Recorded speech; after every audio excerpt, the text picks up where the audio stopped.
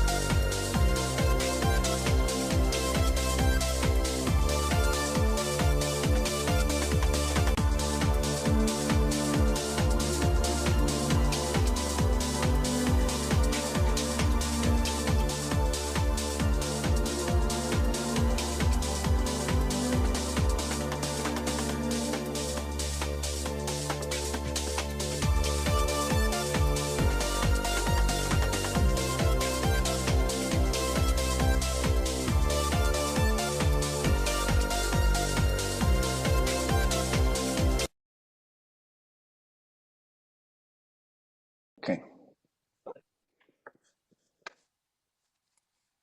Je vais essayer de partager le son aussi parce que ok, share sound. Non, sur le vidéoclip. Ok. Donc voilà. C'est bon, vous voyez l'écran Thierry.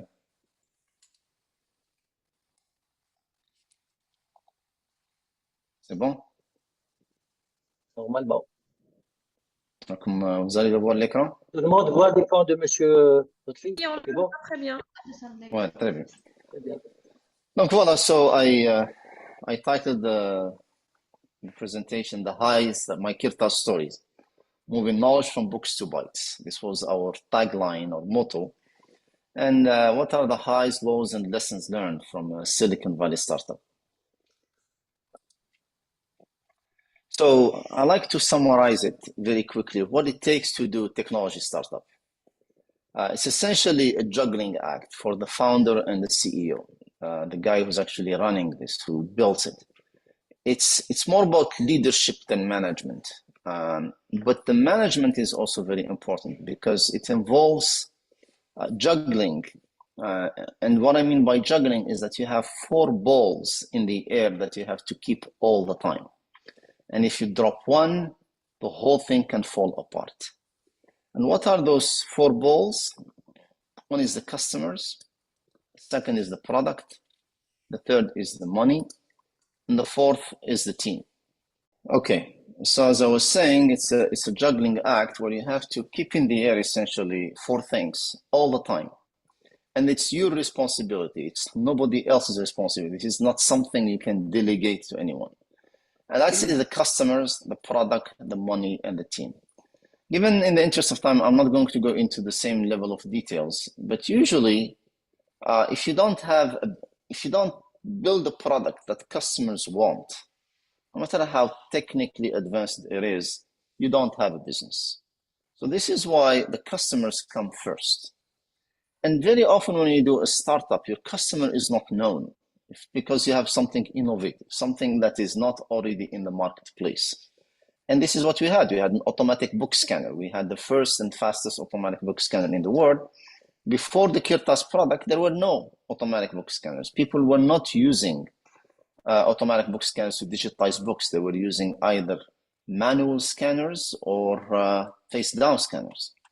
And so you have to discover your customer. You have to work the market. You have to network. You have to collect customer feedback and interest. You have to check whether the customer is willing to buy that product, which is usually a lot more money than the existing one. And you need that market confirmation.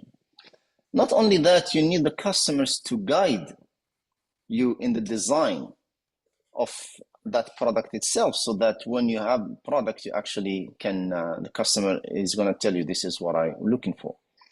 And on the product, you're talking about a new startup, a new product development. And new products are always very challenging to build, because if they were easy, people would have built them already. So whether you are in the IT or in the hardware, or in the automotive, or in the biotech, new products always have a lot of technical challenges that you can never actually know ahead of time whether you're going to be for sure be able to overcome them or not. And so there is a lot of uncertainty in that product development. The third one is a team, because it's a new company. It didn't exist before. So you actually have to recruit, find, and motivate the people that are actually going to join you to build this, because this is not something you can build alone. This is not like a coffee salon or a coffee shop or a restaurant or a car rental that you could just do by yourself. Even if you're the best technical product person in the world, you can never build a startup by yourself. So you need a team. You need a team that believes in your dream, that's very highly motivated, that can solve problems before they grow, and that is going to accept to work much longer hours with much less money, because as a startup, you don't have millions of dollars to pay the highest talent. So you're asking essentially double the work from your team, and sometimes even less than half, and sometimes no money at all. And you have to manage that. And finally, the money, because the money is like your blood life, is the blood in your veins. If you run out of blood, you're dead. And this is the one that actually is going to keep everything going. And the problem with the startups is that when you're building a complicated product, it's going to be several years before you actually have enough money to cover your cost. So you're actually constantly raising money. And as you make more progress in your product, as you hire more people, as you travel to meet the customers, you need the cash to be able to allow you to do all of that. And that's really, if you're able to manage those four balls and keep juggling them, which is very complicated and very challenging, you're not going to be able to make it. But there is a way to do it. And what I always like to say is that the difference between classical entrepreneurship, which we call muqawalatiya, but which actually doesn't do justice to what we're talking in terms of startups, and startups or technology entrepreneurship or science, deep science entrepreneurship, like Dr. Shinna does, are very two different beasts. There is no comparison. And I will explain in terms of physics, because I know there are a lot of physicists here and scientists. It's the difference between a simple system and a complex system. So a simple system is something that you can predict, that you can plan ahead. For example, an example of a simple system is a rocket. If I know the speed of a rocket, if I know the angle, I know the mass and the shape, and I know the air drag, I can predict exactly, based on those initial conditions, how far it's going to go and where it's going to land. I can even send a rocket over the moon and predict exactly, because the laws of gravity are very precise, if not exact. I can predict exactly where it's going to land and plan ahead. So in that case, it's a simple system because I can compute out where it's going to land eventually at exactly the right time. And simple entrepreneurship that they teach in business schools is exactly the same kind. You have existing customers with existing products in a well-known market with well-known competitors. I can write a business plan, and I can write a business plan that tells me how much I need and how much I'm going to make and so on. And so I can predict how that plan is going to work out.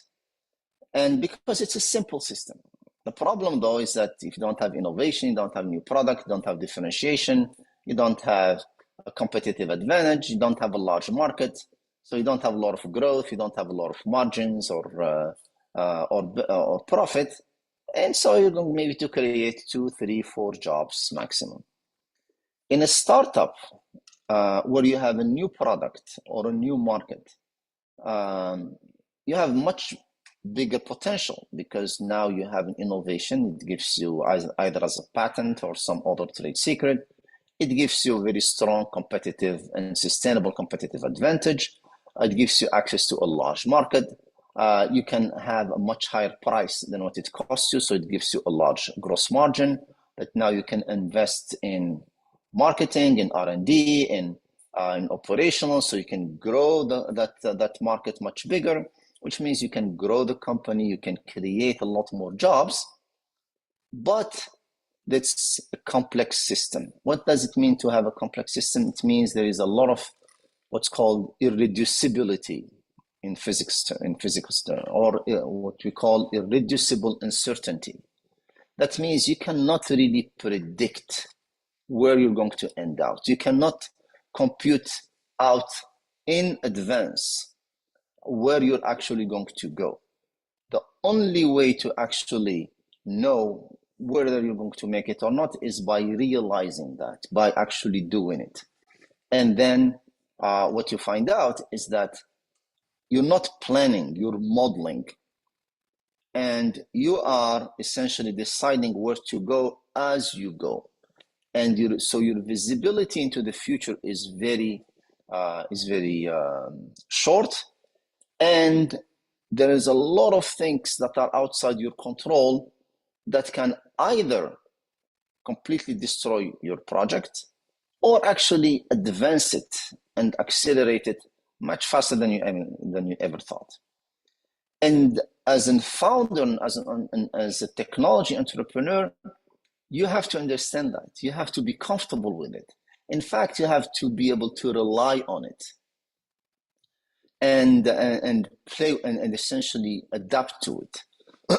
So you never end up where you actually planned ahead because of that complexity in the system itself.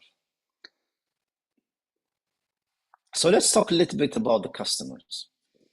So, but before we do that, I would like to ask a question from the audience, just to make it a little more interactive. If you go to menti.com and you enter the code 71121664, and I want you to vote which one of those 4 things do you think is the hardest? Is it raising money, developing the product, managing the team, or finding the customer? Just take 2 minutes to, let me see if it actually works. I'll try it here on my end. I hope the code has not changed.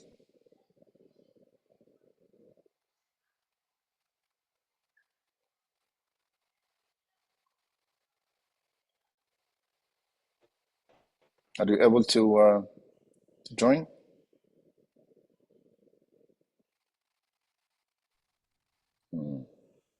Yes. Were you able to vote? OK, Mr. Lotfi. Normalement, tout le monde est en train de regarder. Okay, just submit your answer.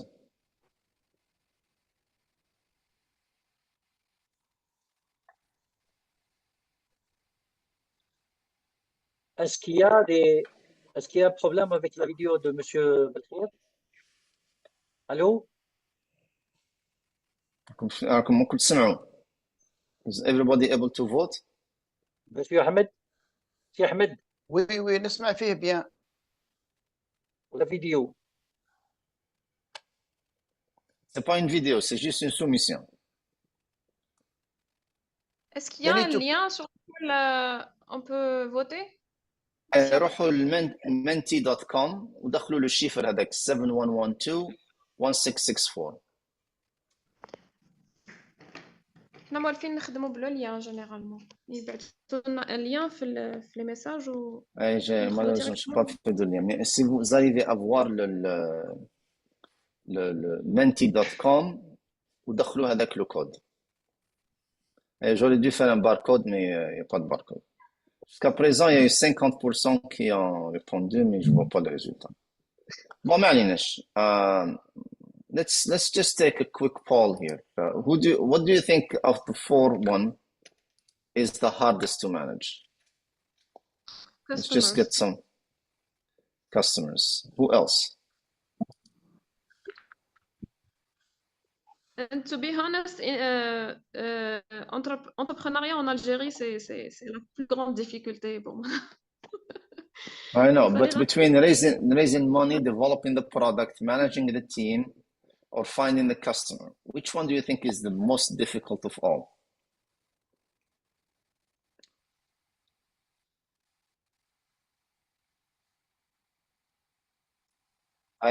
سي أحمد, قلنا, what do you think? I think based on my experience, I mean, all of them are challenging. You know, they are very important to a company growing or a startup. But I think raising money is very important. Without money, first, that the company will not exist. And also, if you can raise the money, that means that you have a good idea and good product. That you are able to convince the investor to give you money. That means that you have a good product or potential good product. Okay. Dr. Belkhiri, what do you think? Wallahi, vous savez, ici en Algérie, on a tendance à copier les voisins. Donc, on est avide d'idées. C'est des idées qui manquent en Algérie.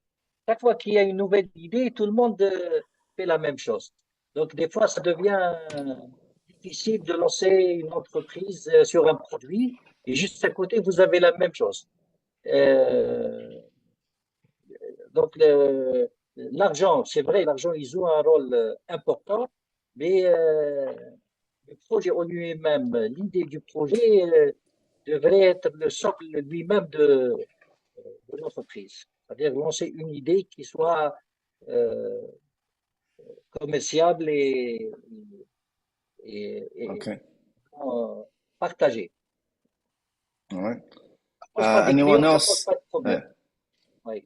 D'accord. Anyone else? Dr. Aisha, Ms. Swisi, would you like to enlighten us?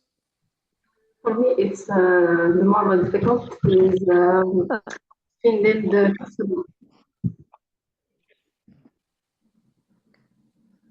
Aïcha, arrange ton micro, s'il te plaît. Pardon? Ton micro. On n'entend pas bien. Micro, c'est-à-dire, pour moi, ça va. Bon, قولي لنا برك. Ça marche, cadre. Finding the customer, I think, because finding the customer. Yeah. Okay. Anyone else? D'après les messages de les collègues, team management and customers. This is the big deal. for If I may, I think our that colleague Rabah. I think that the team is the most important part. So if you have the team and then you can figure out how to find customers, I think you can get a good product. And with a good team and customers and good product, you can raise money, I think. Who is this? Is this Rabah? Yeah, Rabah. Yeah, Rabah pinned it. It's managing the team.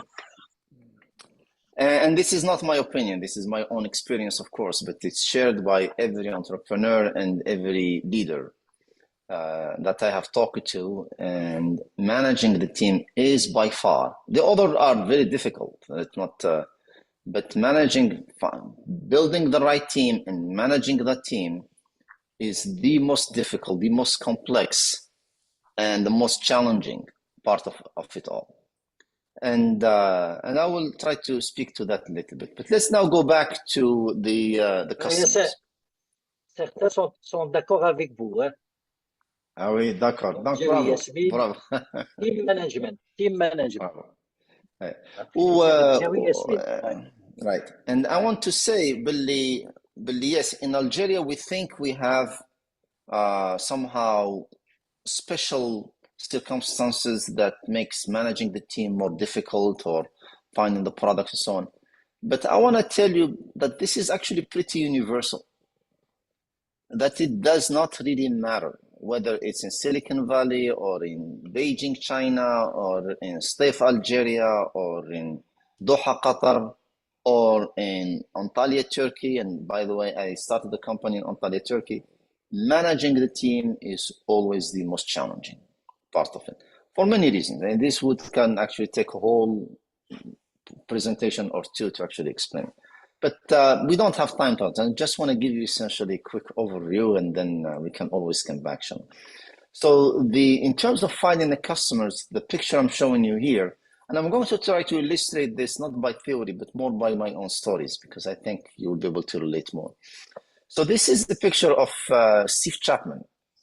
And Steve Chapman, I met with him in the very early months when I founded the company. I did not have a product. I did not have even a good working prototype. And I'll show what prototype I had when I left Xerox.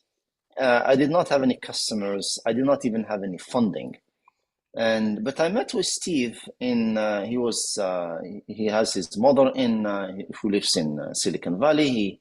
He was the chief digital librarian at Harvard University, which was the leader then in digitization of books and rare documents. And I got his connection through somebody at Palo Alto Research Center, and I sent him an email. I said, "Hey, Steve, I'm Lotfi BELKHIR. I worked at Xerox, and I'm trying to work on a automatic book scanner." I invited him for dinner at El Fornio, which is a very nice Italian restaurant in downtown Palo Alto. And that meeting, that dinner, was absolutely critical and really pivotal. For 2 hours, we had dinner. And all I did was essentially ask him questions. Steve, what do you think about an automatic book scanner? And what would be the requirements that would need for the library community to adopt a product like that? And for the next 2 hours, he's a big talker. I was just like a sponge listening to him and got a whole instructions about the handling of rare books, the image quality, the metadata, the copyright laws, the speed, the quality requirements for text and images. And essentially he went into what it takes to digitize a bound document once and forever and be able to use it. XML formats, different derivatives, and JPEG compression and image processing and all of those things. He was a library in itself, and I was able to collect technical requirements, customer requirements, legal restrictions in ways that you could never figure out by yourself if you were to try to go and research it in books or try to develop it in a lab. So that really taught me the importance of discovering your customer and understanding their needs before, not after, before you even start into the design of your product itself. And then later, Steve Chapman actually organized a conference for librarians, not for sellers or companies, for librarians who wanted to learn how to digitize books. And he said, hey, Lotfi, I'm organizing this conference. And since you're building an automatic book scanner, I think you'd really learn a lot from this. So what I did, I went and I registered for that conference, not as a vendor, as an exhibitor. I didn't have anything, but as an attendee. And there I attended, again, much more in-depth understanding of what it takes to digitize a book. It's not about scanning. And scanning is only, I learned, is only one of 12 steps that go into the digitization. And then again, I took all of that knowledge to my team to say, here's how we need to do this in order to make it work.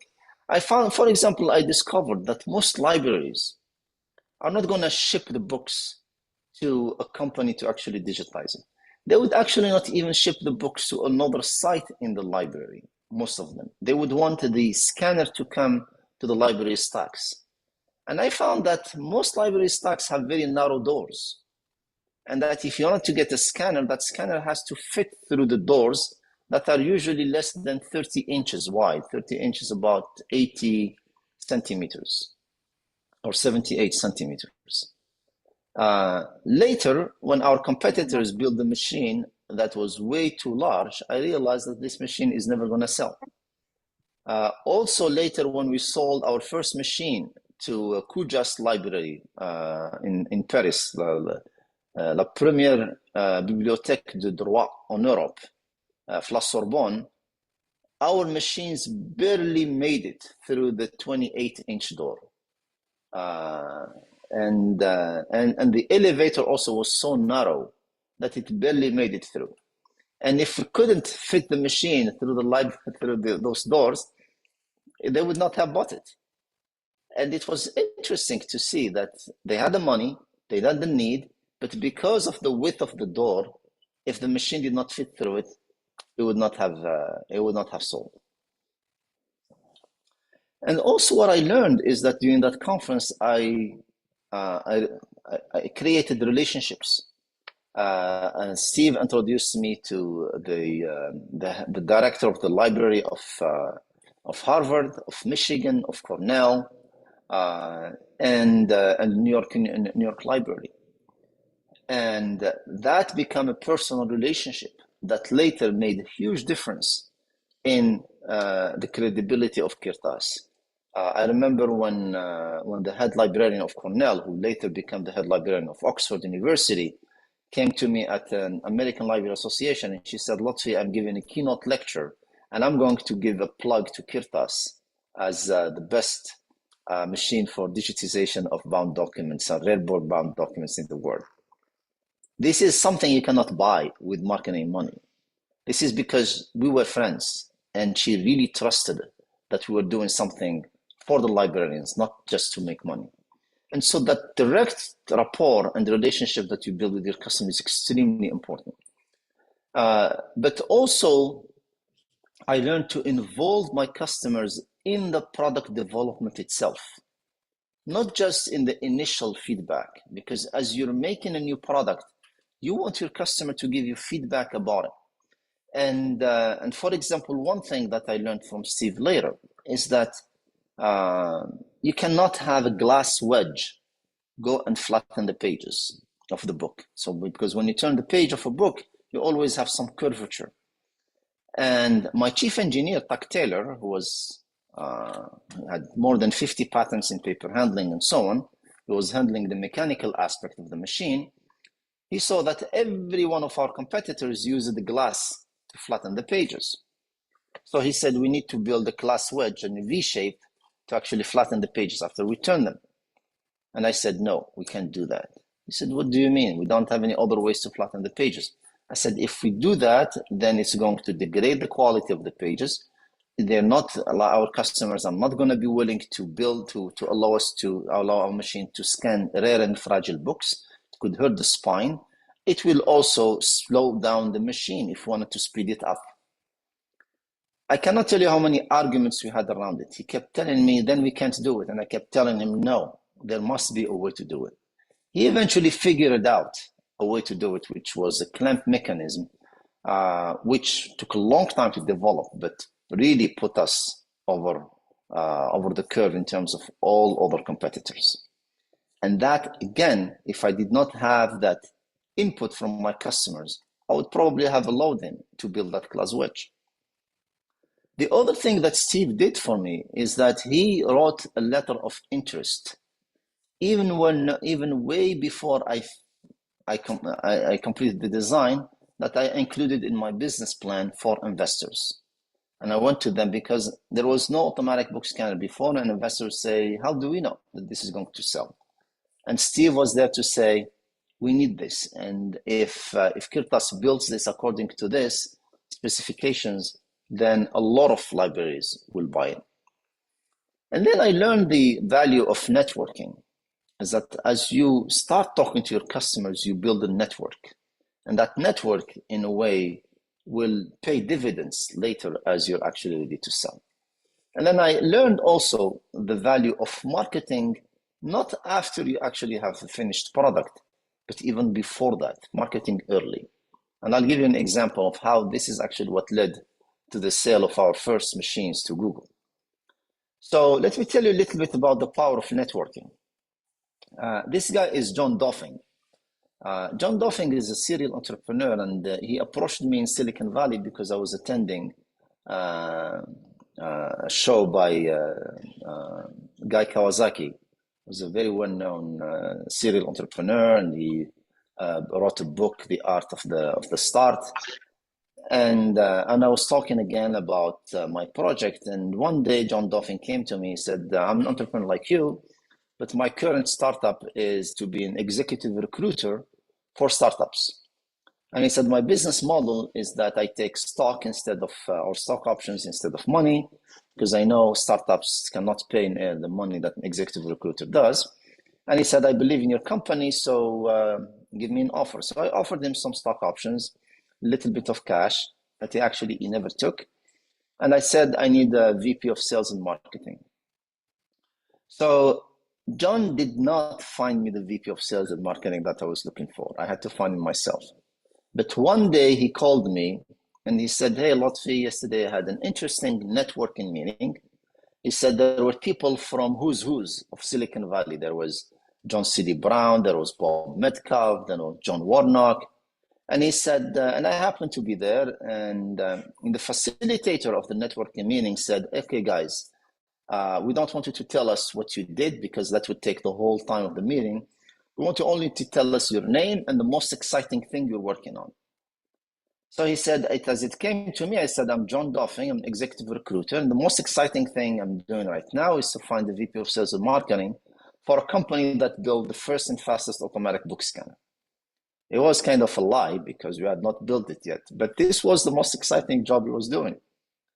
And he said, just as I said that, there was like a guy who looked like a kid. He looked at me, he said, really? I said, yes. He said, could you introduce us? I said, yes. And then he said, Lotfi, do you know who that guy was? I said, I have no idea. He said, it's Larry Page. This was back in 2021 and 2001. I don't know if the name Larry Page, I know Ahmed knows that guy very well, but I don't know if it rings a bell with anyone here in the audience. But let me speed up. Larry Page is this guy. Larry Page is a CEO and then founder of Google. And this was back then when before Google became public, but they were already the fastest growing search engine in the world. Larry Page today is considered as one of the 7th or 8th wealthiest men on the planet. And he was, back then he was in his 20s. I think he was 24, 25 years old. So here the thing is, Larry Page wanted to meet with me because he was interested in an automatic book scanner. I met with Larry a week later. In fact, we had an interesting, funny story about the cafeteria that was free food that I thought I had to pay for. And anyway, so we don't have time for that. Larry Page meeting happened in 2001. And this is what I described to him, the plan, the project of an automatic book scanner. But I did not have a working product. I did not even have a working prototype. And this is what he told me, that becoming the global archivist was their vision. And that he and Sergey Brin, the other co-founders, started Google and the search engine just to make money, but that the real dream was to digitize all of the world's libraries. And I told him, yeah, well, I can help you with that. He did not invest. He did not place an order because we did not have any machines yet, but we stayed in touch. And this was in around, I think, end of 2001 or something like that. By the way, 2001 was a very bad year to do a startup in Silicon Valley.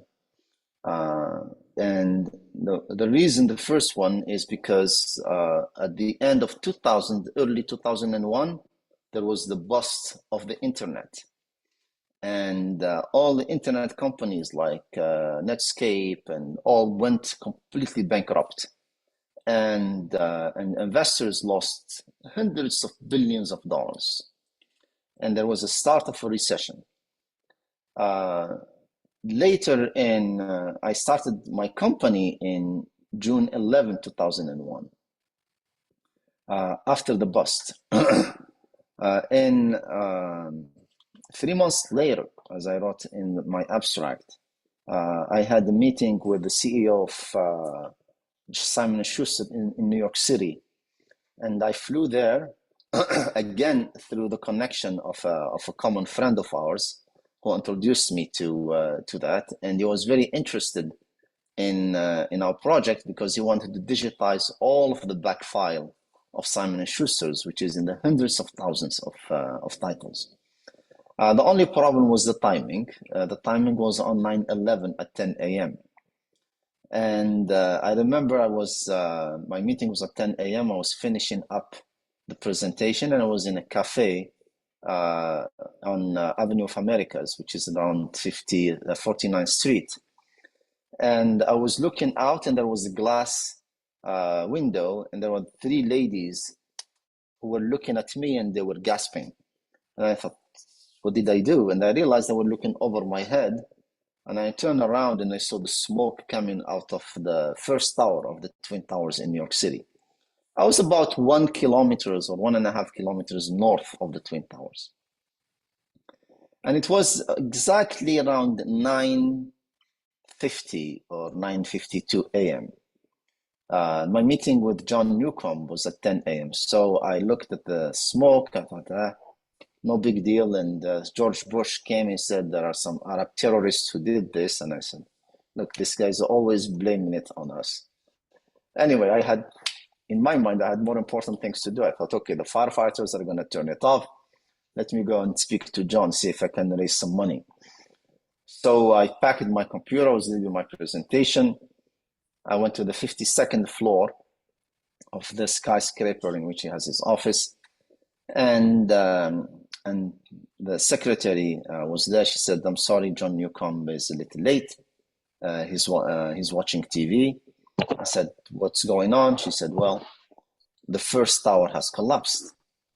In the few minutes where I went from the cafe to his office, this is where the first tower collapsed. It was a complete shock.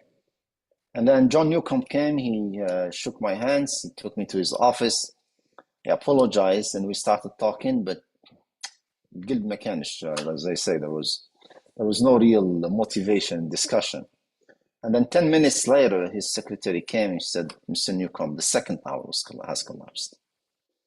And this was the end of the meeting. There was no more any sense to talk about book scanning when you have the Twin Towers collapse right there in the same place. I remember how all the phones went dead. I tried to call my wife in Los Gatos. There were no phones, no cell phones. I went down the street and I saw New York like I'd never seen it. Usually New York City is buzzing with honks, cars, people running left and right. There were no cars. There was not a single sound. And there were just people, like a wave of people moving, walking slowly from the south to the north of the city. And there were people who were hitting on their cell phones. We still had a phone booth back then. And people would go to the phone booth to try to make a call, and the phones were all dead. And I remembered how I was actually staying at a hotel in Brooklyn, and I walked north to the Throgs Neck Bridge. And from the Throgs Neck Bridge, you can cross over to Brooklyn. And I turned, and the Throgs Neck Bridge usually gives you a very sharp and clear view of the Twin Towers. And when I turned and I didn't see them, this is when I realized that those towers were gone. And then since there was no flight back, I actually rented a car from New York City and drove all the way to San Jose, about 4,000 kilometers in 2 days, just to get back home. So now let me talk a little bit about the team. So the most important person in my team was Tuck Taylor. He was the Kirtas chief engineer. Tuck Taylor spent about 25 years at Xerox. He's a mechanical engineer, and he developed a lot of the paper feeders of Xerox. When you all know, when you put the stack of paper in a copier, there is this paper feeding that pulls in and sucks in the pages one at a time and runs it through the copy machine to give you a very sharp image. And that paper feeding, there's a lot of technology in that because it takes into account the moisture level, sometimes the pages are sticking. It has to make sure it pulls only one page at a time. It has to run it through a very clean path, otherwise it can get wrinkled, it can get torn. And Tuck was behind a lot of that technology that made the paper feeding of Xerox one of the best in the world, where the point it could run 120, 140 pages per minute without any problem and without any jams. And he had more than 25 or 30 patents. And he was about 55 years old when I started the project. And he decided to take early retirement and leave Xerox to join and work with me at Kirtas. We had a lot of problems, personal problems. He himself is a redneck Republican with a lot of stereotypes about Muslims and Arabs and so on. But he was so in love with the project itself that he was willing to put up with an Arab and Muslim boss, despite all of his stereotypes. And it took us a while to really start getting together. He was also very opinionated, and he saw me as a physicist who does not have his experience in mechanical engineering. And very often I did not hesitate to override him and not follow and go against his suggestions, which he felt very bad about, but eventually always came back and complied. For me, as much younger than him, it was awkward to try to actually override him, especially with his a lot of experience in the field, a lot more seniority. But I learned very, very early on that as the founder, you have to take responsibility, and you cannot delegate big decisions, no matter how smart the engineer is. What also helped me is that I knew better what the customer wanted than him. And that to me was the guiding light to actually make those decisions. But I learned early on also that the first people that you hire into the company are going to form the DNA of the company, that you're never going to be able to reverse engineer. And this is, again, why the team is so important. Because if you go with a team of people who are either incompetent or dishonest or lazy or not motivated, you are actually putting them in the DNA of the company. And you could say, oh, just now because I don't have any money, because I don't have any people and so on, and later when the company succeeded, I'm going to change them. You can't. Because just like you can't change or mutate the DNA of a person or an organism, you cannot go and reverse engineer. And therefore, you have to be very careful in picking the best. And I always say, choose the missionaries. People are driven by a mission, not the mercenaries, or people are just driven by a paycheck and by a job. And how do you do that? How do you attract the best people without having the money that you actually are able to, you think they're going to need? And essentially, I found it's by selling the dream. So I'll give you an example of Tuck Taylor. When I first hired him, I had a little bit of money. So I hired him as a consultant, and I was paying him back then $80 an hour. $80 an hour in 2001, which is a lot of money. So I raised enough money to pay him for 20 hours a week. And he was working, really making a lot of progress. And then I ran out of money. And I went to him, I said, Tuck, I'm not going to be able I'm going to have to let you go. And he said, why? I said, I don't have the money to pay you. This is what I have left, and I cannot afford. And then he thought about it, and he said, well, you have stock, right? I said, yeah, I have a lot of stock options. He said, well, give me an offer. I actually gave him an offer of very, very small. He did not even know how to figure out the value of that stock. I offered him 30,000 stock options for about 6 months. And he said yes. And from the next day, he started working 50 hours a week, not 20 hours anymore. And we started making a lot more progress because he believed in the project. He had his retirement, so he did not really, he was not starving, but he could have gone to another company and got $100 an hour because he was exceptional. Instead, he chose to put all his heart and soul into developing the product. And it's because he believed in the dream and because he was inspired. He did not maybe like me personally, but he really believed in the dream of building something that did not exist before. And so this takes me to the fact that you need to bring the people who self-select themselves because they're inspired, because they believe in the dream.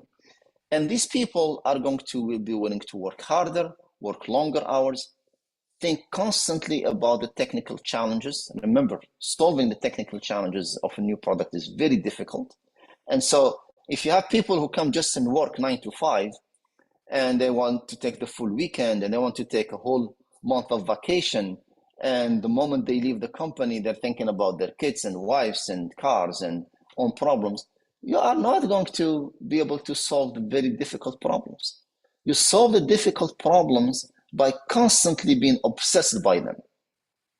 And this is when the solution, and this is well known in neurosciences, that the big problems that you can solve, you only solve them through what's called diffuse thinking, not focused thinking.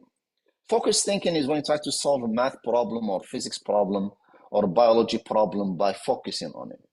But the real tough problems, you can't solve them like that. You have to go into this diffuse thinking mode, which comes to you when you're on a long walk, or just before you go to sleep, or in a shower, or you're going on a run.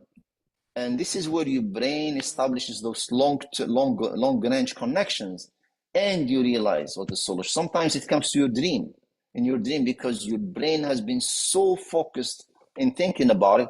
And when it goes to sleep, your brain goes into this diffuse mode, but keeps on working on that solution, on that problem. And then you wake up, and then there's the solution, you solved it. But you can only do that if your team is really those kind of people who really, really are motivated and believe. And so self-selection. And the other thing is that you have to set the example.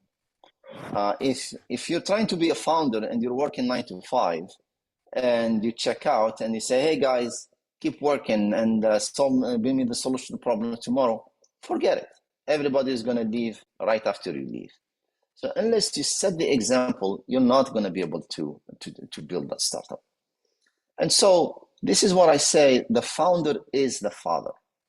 You may be managing people who are 20 years older than you. They still look at you as the father of the company. And therefore you have to assume that role of a father.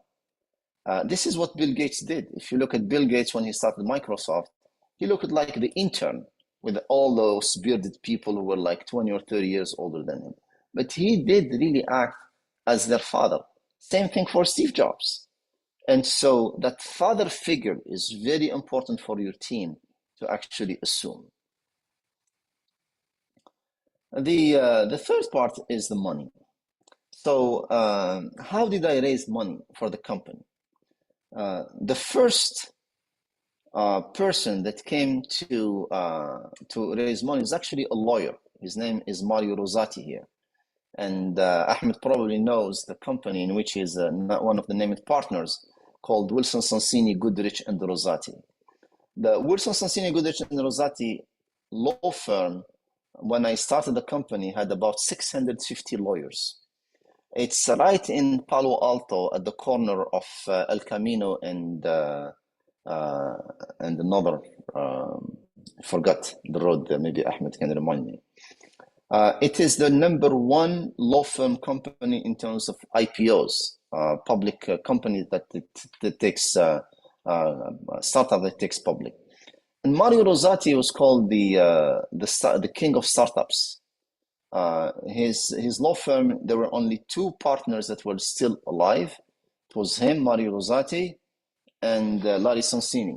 Larry Sonsini was the general counsel of HP, and Mario Rosati became the legend in Silicon Valley because he led more startups than anyone else. For example, Google was one of the startups that Mario Rosati took on when they were just a registered company. And Yahoo, a lot of the young startups went through Mario Rosati, through Wilson Sonsini. And Kirtas was one of those. And the way I met Mario again was through a cold phone call that I made. And he was intrigued by the idea of building a startup. He received me in his office and he said, I'm going to help you. He helped me register the company. He helped me negotiate the intellectual property licensing agreement with Xerox.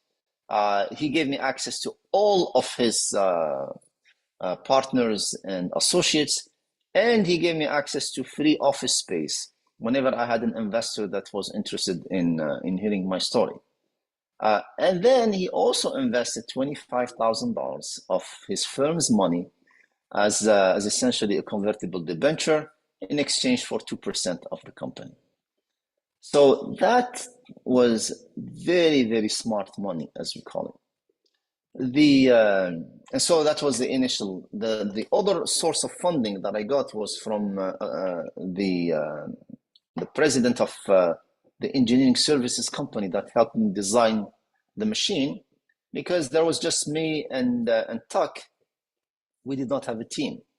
So I found a guy whose name is Tony Ilacqua.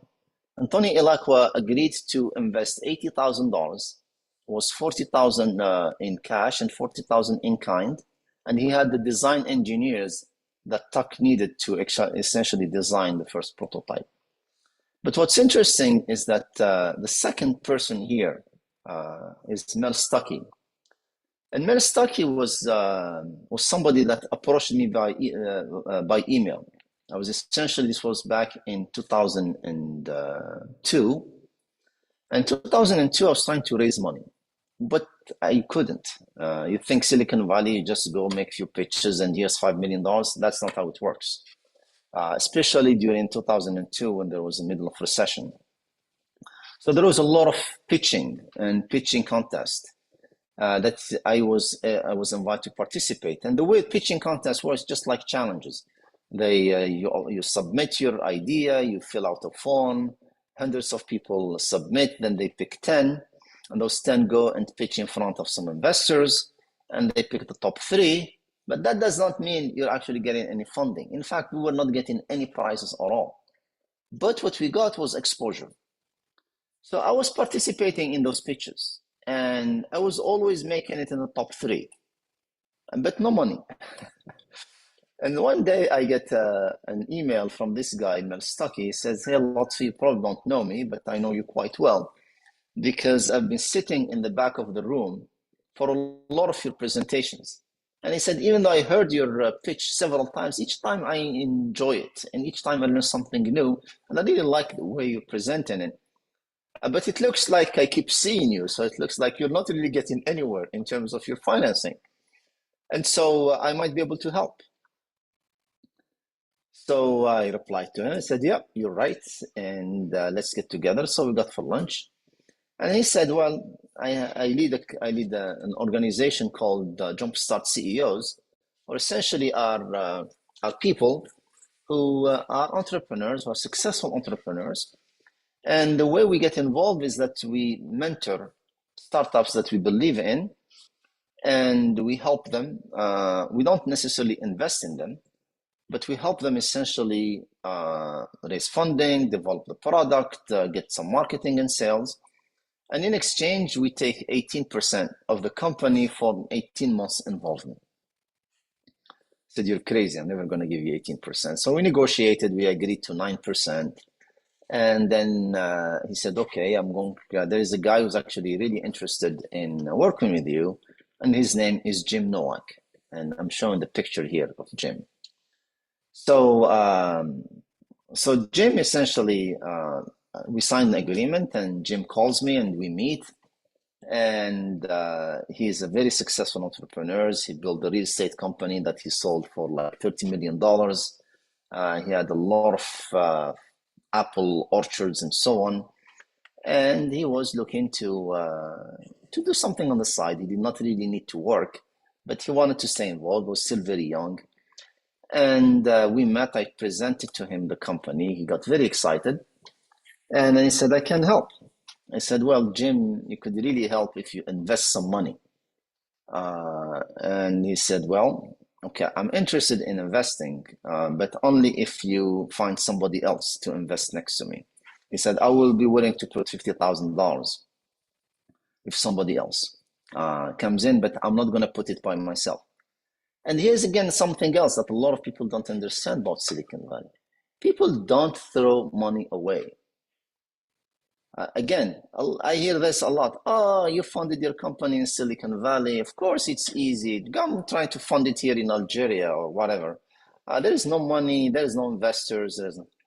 Silicon Valley, yes, there's a lot of money investment, but there are hundreds of thousands of startups and entrepreneurs that don't get invested. And even no VC today would put any money if you don't already have a finished product and you don't have revenues. The only investors who you can actually get interested are angels. And even angel investors don't actually put money in a company that doesn't have a team, that doesn't have a really working product. And here I didn't have a working product, and I had a very small team, and I did not have a single order at that point. But Jim was willing to put only $50,000 if I could find somebody else. I couldn't. So what did I do? I went to my father and my sister, Allah yarhamu, and my sister Firuz, who's a doctor. In fact, I went to my father, and my father went to my sister, and he said, "Let's put together 50,000 euros. So essentially, the first investors after Mario Rosati was actually my father and my sister. And they sent me 50,000 euros. The euro and the dollar is about the same. And I went to Jim and said, "Okay, I'm here putting 50,000 of my own money." He smiled and he said, "Okay, here's my $50,000. So together we put $100,000. And again, this is something very important. No investor in Silicon Valley, whether angel or VC, would put a penny, a single dollar in company where the founders have not already put their own hard-earned money. If they have any stocks or any retirement and they have put that money into the company, for them, this team is not motivated enough." So when I talk to entrepreneurs in Algeria and say, "Oh, I need the government to put," and the government is asking me to travel to that event and they're not paying for my travel costs, are you crazy? You want the government to change the challenges, give you the prizes, and pay for your travel, pay for your hotel, and then finance the company. And you're not even willing to put your own 100,000 or 1 million dinar. You're not willing to borrow and from your friends and families to start your own company, and you're complaining that the government is not giving you enough. And so this whole mindset needs to change really to go there.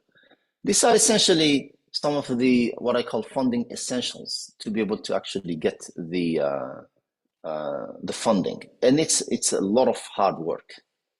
But what I found is that, again, here's a mind, is that your equity, the shares in the company, is the most important currency. Whether to hire employees or to bring partners to work with you or to bring investors. And again, I see this all the time. I see it in Canada, I see it here in Qatar, I see it in Algeria, where a founder wants to keep 100% of the company. And he said, no, I don't want to give anything. I don't want to give on 5%. I want to go raise the money, and I want that money to be a grant.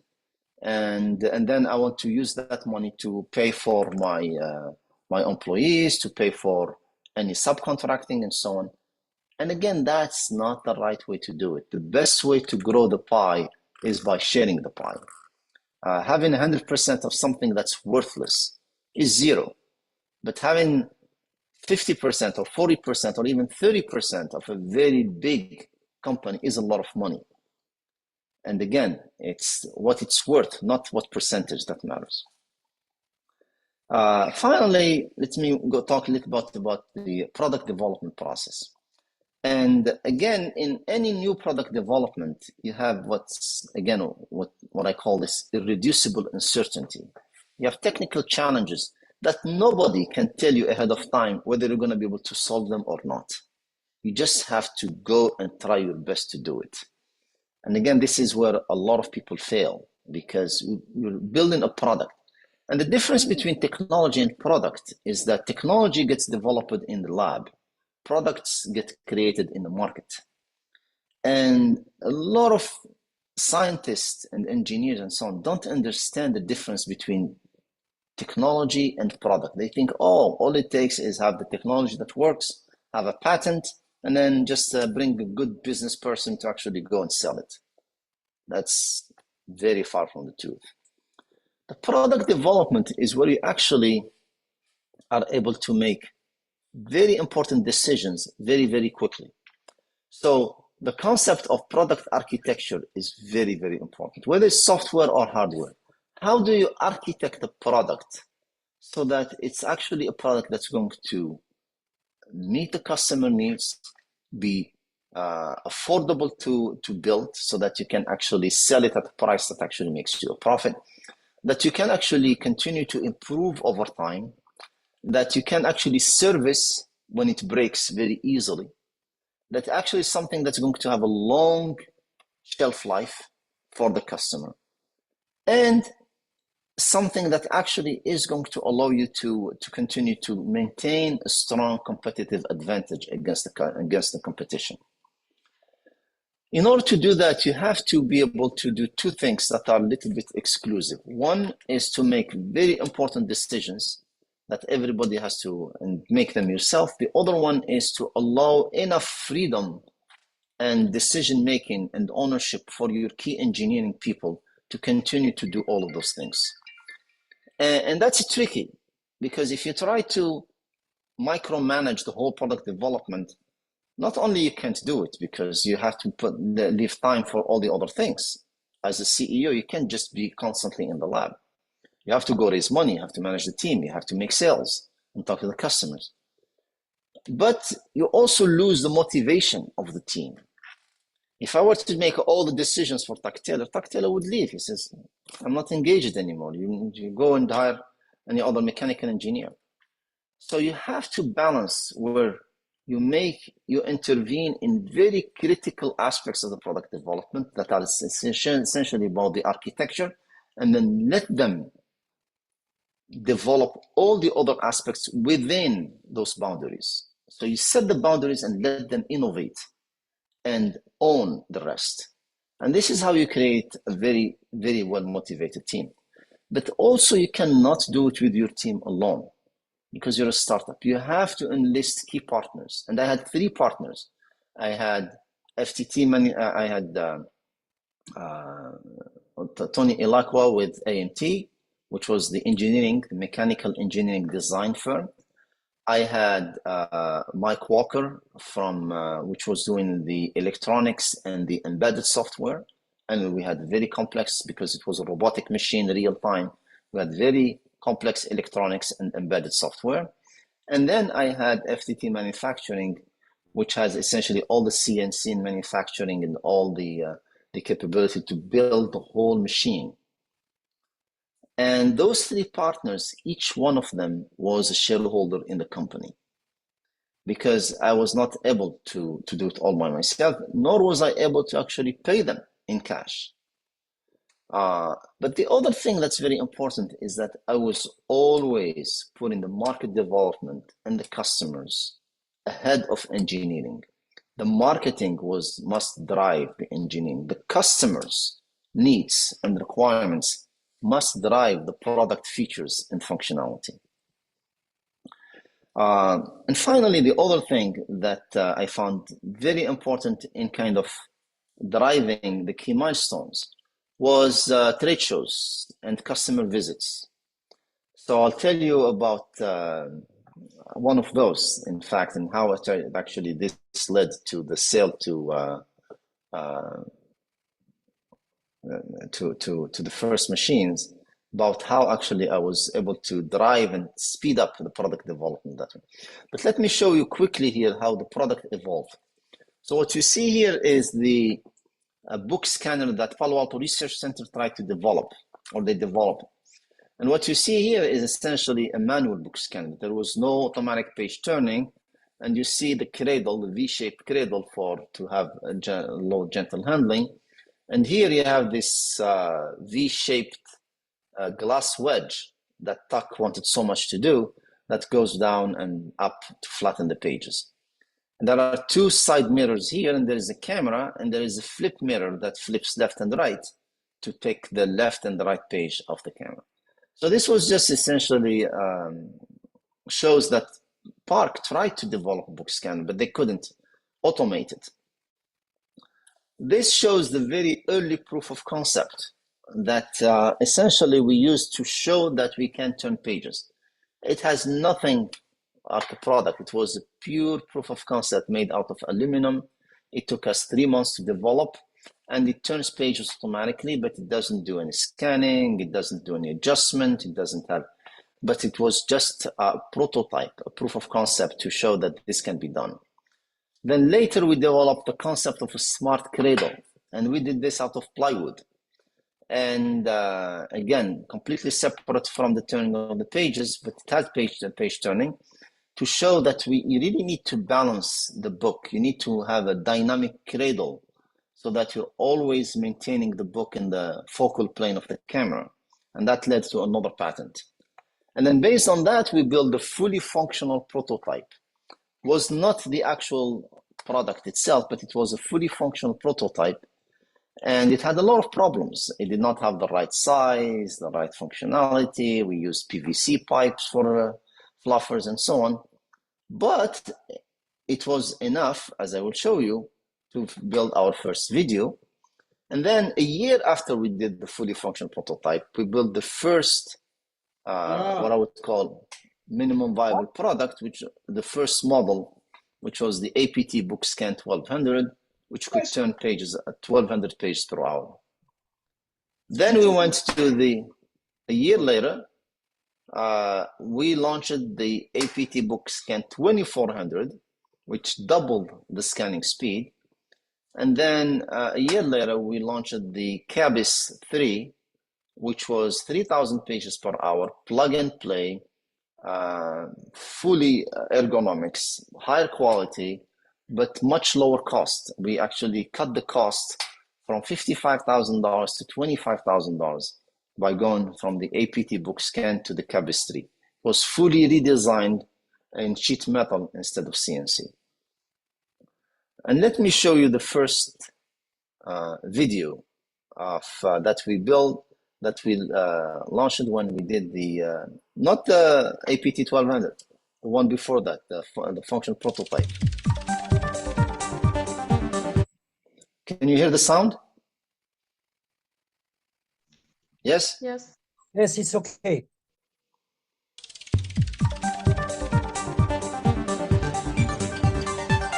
By common standards, the digitization of bound documents at a rate of 100 pages per hour is a good feat. But with the proliferation of the Internet and great need for wide-scale preservation and access, the limitation of 100 pages per hour and the associated costs have become the bottleneck to efficiently capture the billions of books and documents targeted for digitization.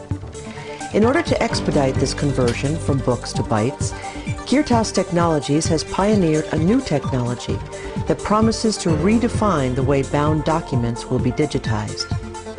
Introducing the Kirtas APT BookScan 1200, the world's first fully automatic book digitizer with an integrated automatic page-turning robot to turn and capture pages at the rate of 1,200 pages per hour.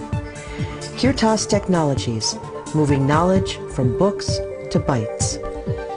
The Kirtas APT BookScan 1200 uses thoroughly patented technology developed by Kirtas, Xerox, and Park.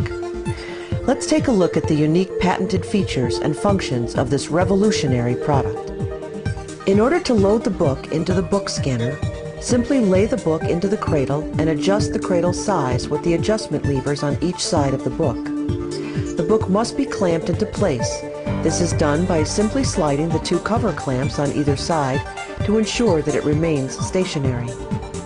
After the book is loaded, the information pertaining to the scanning job is entered into the user interface.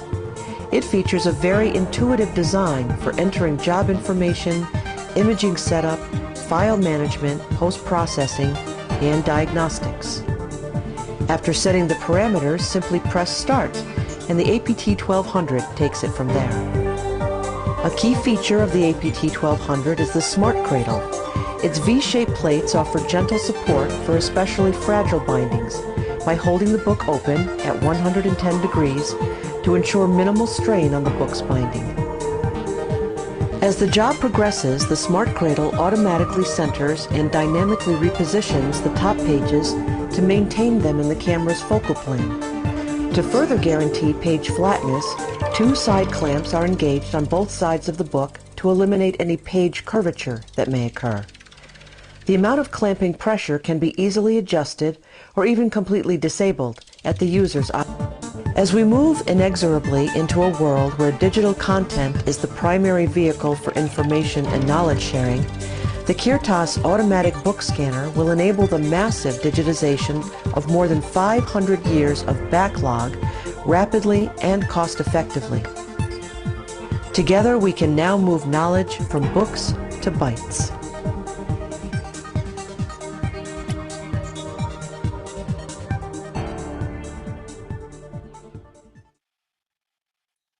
So this video, which is originally 6 minutes long, took us about a whole day to film. And it took us a whole day because the machine was breaking all the time. And it was crashing either the head or the software or something. And we had to reboot and restart it and so on. And we had two guys that actually did the filming and then cut it and produced 6 minutes where it looks like it's working really perfectly. And this was back in March 2000, end of February, beginning of March, maybe mid-February, end of February, where we actually completed the video. And there was no YouTube during that time. Believe it or not, there was a time where YouTube did not exist. So we had a website, and we created our own website. And those two guys, John Locke and David Terrazas, built the website, did the brochure, created the video, set up our internet, for a very low price of $4,500, and we posted the video on our website. Around first week or second week of, about first week of March, I got an email from a guy called Chris Ulick. And Chris Ulick was the VP of engineering at Google. So this was about almost 2 years or a year and a half after my first meeting with Larry Page, and I had not met with him.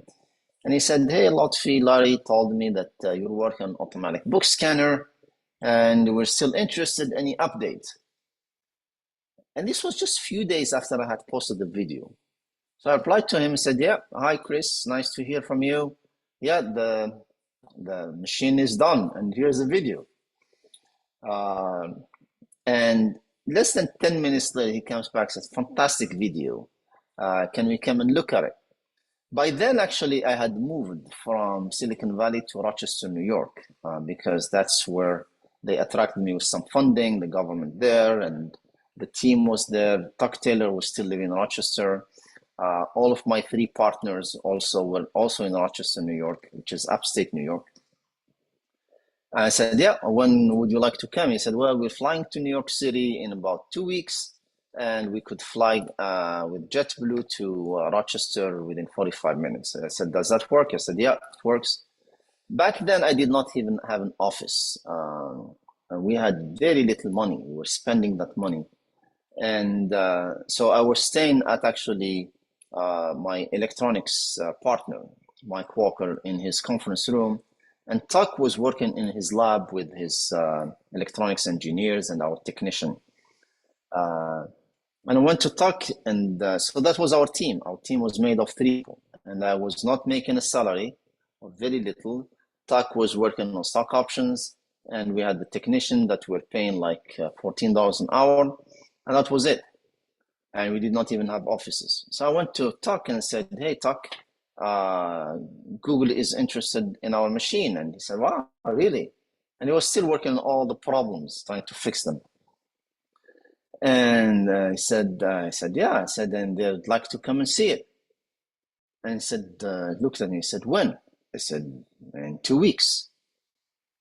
And he turned so mad. He swore at me. He said, this is crazy. We're not ready. We have so many problems.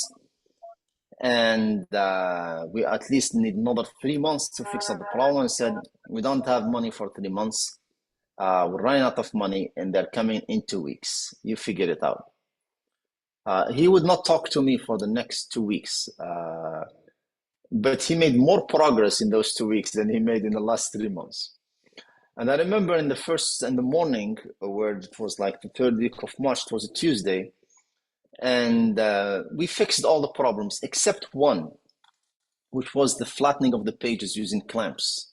So we had clamps that are retracting clamps that go in once the pages turn to go to flatten the page. You've seen them in the video. But the problem is that sometimes they get stuck. Sometimes one side goes down and the other side does not. So we had software problems, electronic problems, mechanical problems, and he couldn't fix it. And I remember we were there on that Tuesday, like at 5 o'clock in the morning, trying to see. The electronics engineer was there, Brian Huner, the technician was there, and we still could not get them to always flatten the pages to do the whole book. And then he said, okay, we had a store called Home Depot where you could essentially do everything by yourself. You could build the whole house and furnish it by yourself. He said, the Home Depot is going to open now. I'm going to send Ken to get me some parts. And he said, go and pick up your guests, but don't bring them to my lab.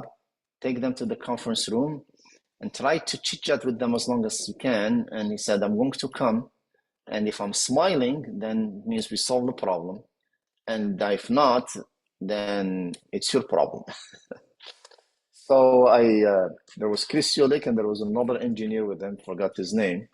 And I take them to the conference room and we sit there and I try to chit chat and try to ask them questions about their book scanning project. And ask them about image processing because it's a big deal. They say, well, we're working on it.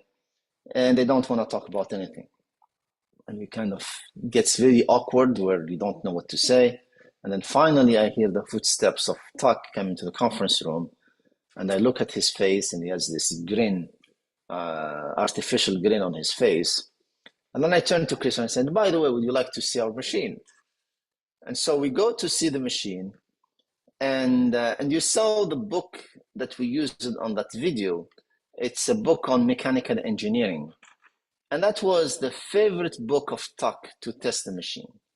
It was favorite not because it was mechanical engineering, it was because the pages were very easy to turn and they would always lay flat. And he made sure he creased them with his finger to make sure that they don't have a curvature. And they all have the same thickness and everything. It was a perfect book. And I kept telling him, Tuck, you can't do that. This machine is not meant to scan only one book. It's meant to scan all kinds of books. He kept saying, yeah, let's all fix the problem, then I'll work on it. And before the demo, I said, Tuck, we have to be able to test other books. So he goes there and he prepares these 3 or 4 other books. He made sure that he tested all of them. He creased all of them. And we go there and he has them on the table. And so I said, okay, Tuck, give us a demo. And Chris Ulick, the VP of engineering, was actually not a software scientist. He was a PhD in robotics from Stanford. And he did his postdoc at Toyota Labs. So he was a very good mechanical engineer as well as a software scientist.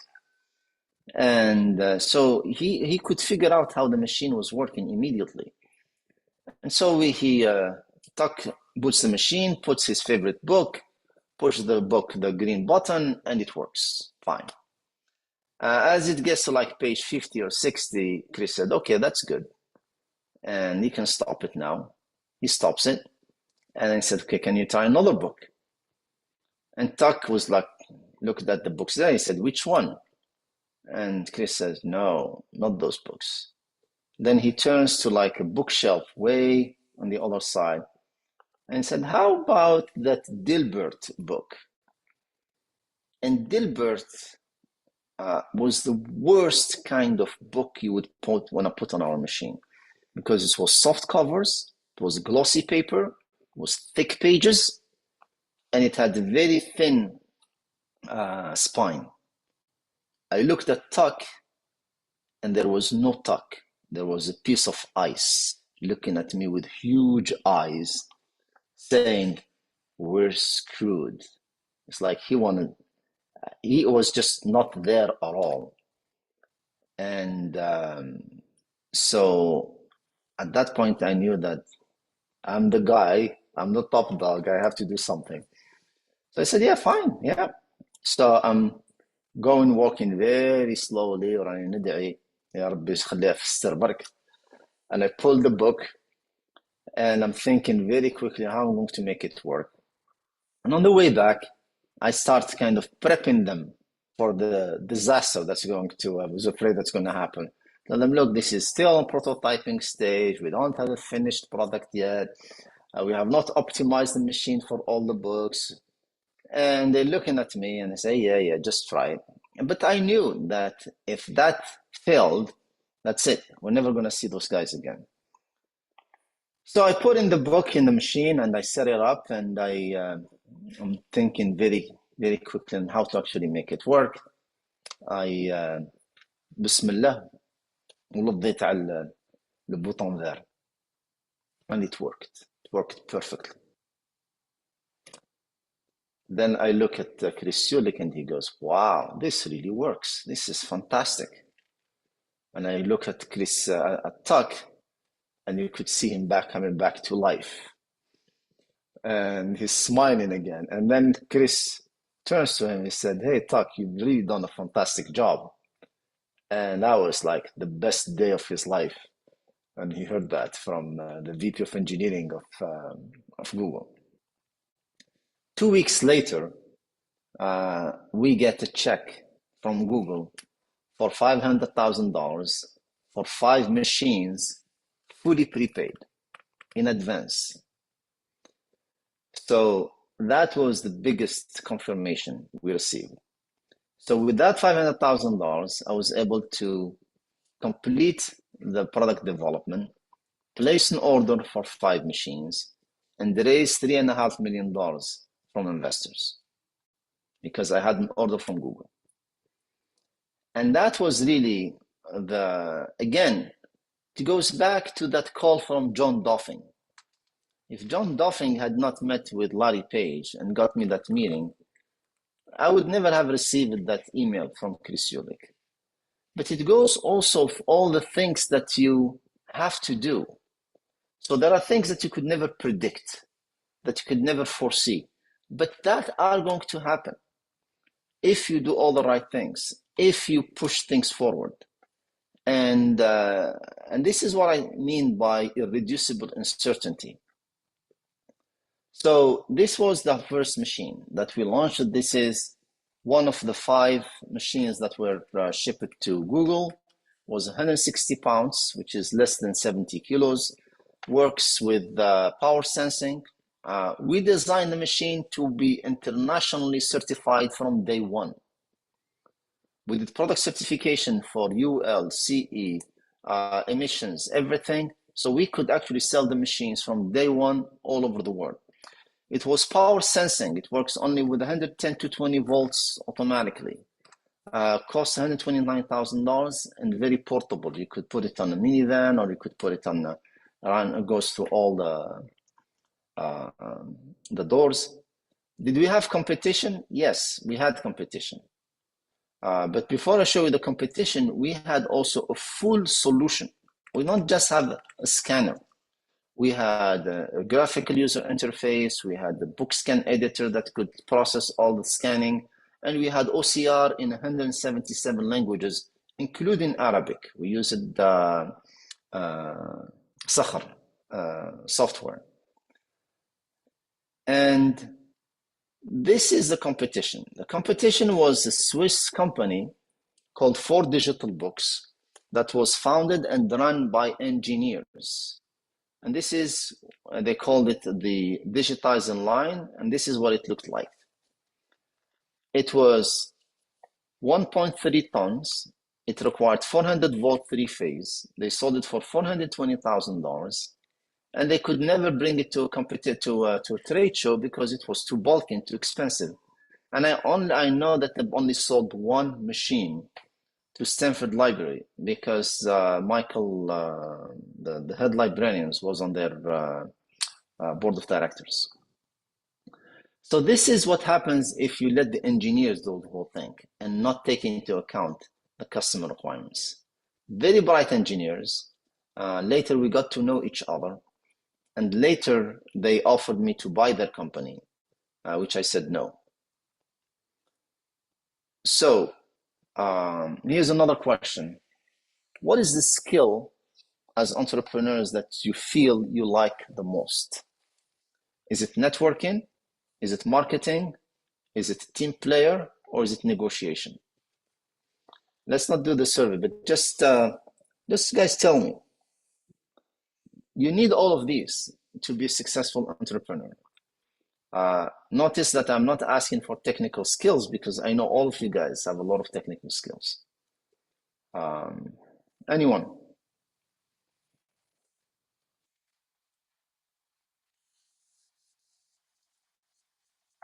Yes. Go ahead. Est-ce que quelqu'un pourrait répondre à la question? S'il vous plaît. Je dirais le networking. Je sais pas. Who is this? Tell us your name. Amira? Amira Mansour. Networking. It's a very good one. Networking was one of the hardest things for me to learn because I'm naturally an introverted person and I don't like to network. But I realized that when you are an entrepreneur, you don't do what you like. You do what you have to do. And you have to learn what you have to learn to be able to move forward. Even if that means getting out of your comfort zone. Sirabeh, what do you think is the skill you feel you like the most? Arwabeh, hey, go ahead. Networking and negotiation. Thanks for the opportunity. I'm team player generally, and I believe that the team is the most important part. But I really like networking because it allows me to meet new people, to know about new ideas and how people are seeing, how are looking to your problem from different angles than yours. But also negotiation is something that I really like. I'm not mastering that much for now, but I like challenging myself and challenging people to finally agree on something. Right. Very good. Thank you. Anyone else? Madame Amel Kati de l'École nationale, peut-être, elle avance que c'est marketing. Marketing. Yeah. Marketing, une autre, bon, professeur Bessuit, c'est team player. En fait, ça bascule entre les quatre right. paramètres. They're all critical. Yeah. What I found the most difficult for me was the networking. The marketing, yes. Yeah. The marketing is something you can learn. You can hire people, but you have to be involved. But you can learn it, and there are very good people who know at marketing. Team player, again, it's something that you constantly have to challenge yourself.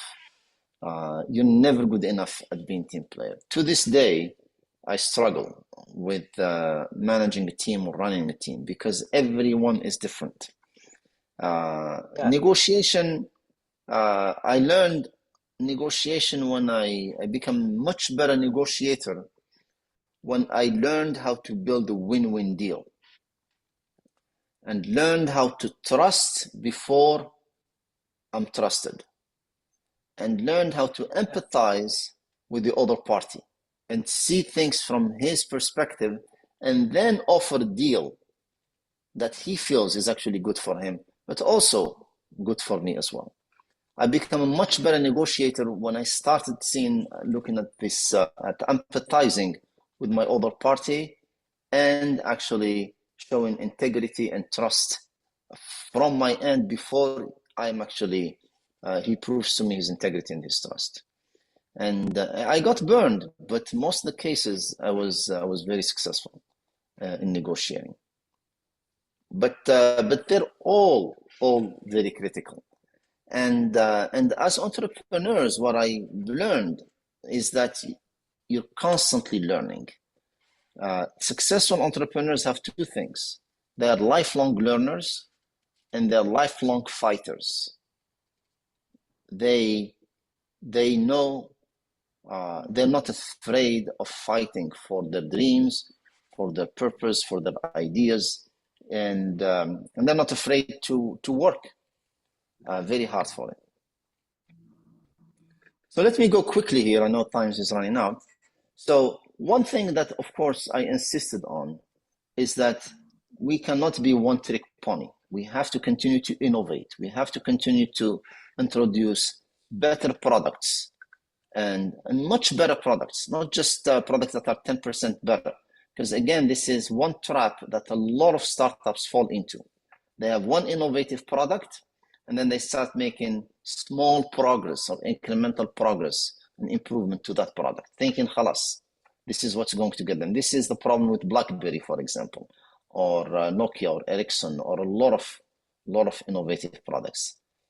I did not want to fall into that trap. In fact, I created an innovation award. Every year there is a gold, silver, and bronze innovation award. The gold is $10,000 and $5,000 and $2,500. And it was open not just to the engineers, it was open to the marketing, to the salespeople, to the operational people, to even the technicians that do the service. So less than 18 months after we launched the APT 1200, we launched the Gold, which was doubling the speed, 2,400 pages per hour, 2 cameras and no mirrors, dual processors, and image quality improvement. And again, this is a quick video.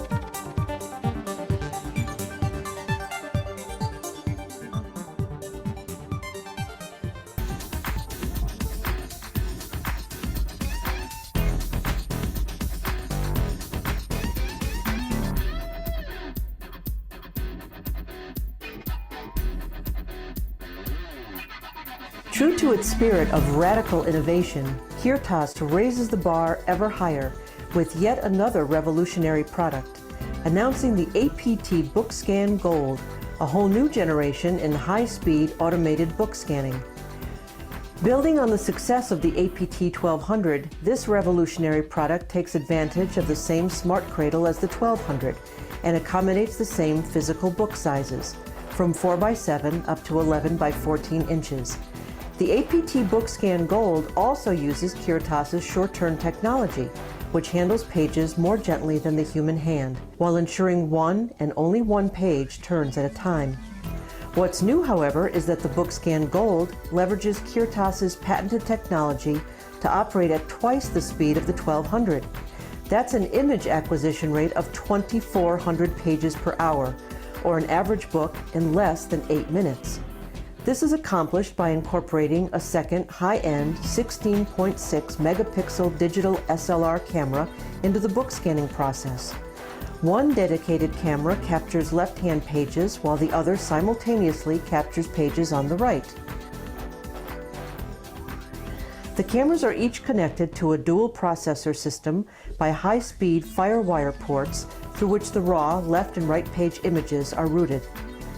On the workstation, the images are concatenated and ready for automated post-processing by the Kirtas BookScan editor. The BookScan editor software has been improved to accommodate the interleaved flow of images just as effectively as previous versions of the software, but faster. The Kirtas APT Gold is all about productivity, and while the cycle time is dramatically faster, the setup time for books has also been reduced through engineering simplification.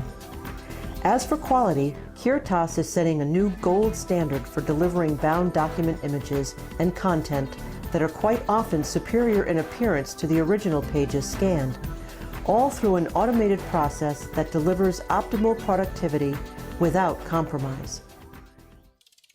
As we continue to move inexorably into a world where digital content is the primary vehicle for information and knowledge sharing, the Kirtas APT BookScan 1200 and the Gold will enable the massive digitization of more than 500 years of backlog even more rapidly and cost-effectively. At Kirtas, we are moving knowledge from books to bytes.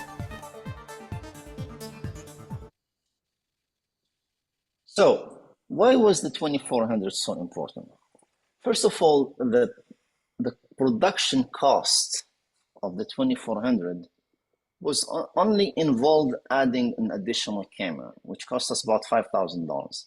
But it actually was a simpler design because we got rid of the flip mirror and the side mirrors. And yes, we added another computer. So the total cost went from $5,000 for the APT 1200 to about $55,000 for the APT 2400, the Gold. But the price went from $129,000 to $189,000. So I raised the price by $60,000. And why? Because the productivity was much higher. And so I doubled the speed, so I doubled the value for the customer. And guess what?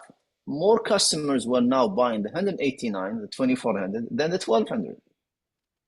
And this goes to the point is that when you create value for the customer, you can charge for that value. You don't charge based on the cost it costs you to make. You charge your price based on the value you create for the customer. And so this really improved not only our margins, our sales, but it also improved our competitiveness against the competitors.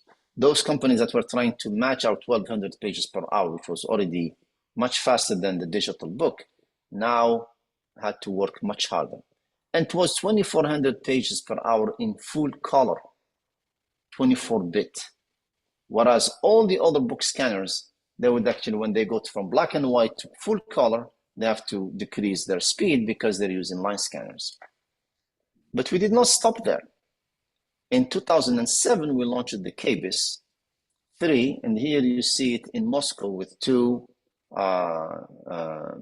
Russian imaging specialists, which now was completely redesigned and now was sped up to 3,000 pages per hour, was plug-and-play functionality, but we redesigned it with sheet metal rather than machined parts, which reduced the cost by 50%.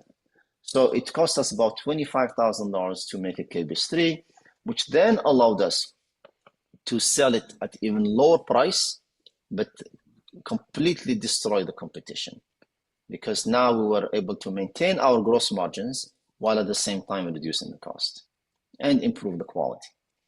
In 2008, we launched the Skyview. So the Skyview was for very large formats like maps, and this is not bound documents anymore. Maps that could go from like, I don't know, 40 or 50 centimeters wide to a whole 1 meter length. And what we did essentially, we used one high quality camera on a grid, on an XY grid, and then you could essentially take very high resolution 600 dpi images and then stitch them, use software to stitch them completely seamlessly so that you don't even see any pixel degradation, and do it very fast. So you could do it with oversized books, you could do it with maps, you could do it with small loose materials. For example, if you want 3D or small cards, and you could digitize them very, very quickly. And then in 2006, we started offering digitization services, where for those who did not want to buy our machines, they could send us their books. And we started the Kirtas Service Bureau. And in 2006, we also were hired by Microsoft to help them compete against Google. And we started digitizing 15,000 books per month. We had a service shop of 24 hours, 6 days a week. We had 80 full-time people in the US and 150 full-time people, contractors in Laos and India doing image quality control. And we guaranteed 100% quality. Means like if you have a 500-page book, every single page we guarantee is going to be perfectly scanned. And we had 70 terabytes of data uploaded to Microsoft servers from Rochester, New York, which is all the way on the East Coast, to Redmond, Washington, which is all the way to the West Coast. Because you cannot ship this in CDs or DVDs or USBs. And in fact, Microsoft paid for the 2 gigabit, for the two-way gigabit line from Rochester to Redmond, Washington, because this was 2006. There was no internet line that could carry at that speed. There was no internet even then, even in the US. And so they paid especially to have a single dedicated line from Kirtas Service Bureau in Rochester, New York, all the way to Redmond, Washington servers. And they also would buy the machines from us, because I did not want to pay from our own cash, to actually, and we give them like a 10% discount, and then they would pay us by the page at 10 cents a page. And if you want, I can show you quickly here a video. Do we still have time, Dr. BELKHIR, for another video?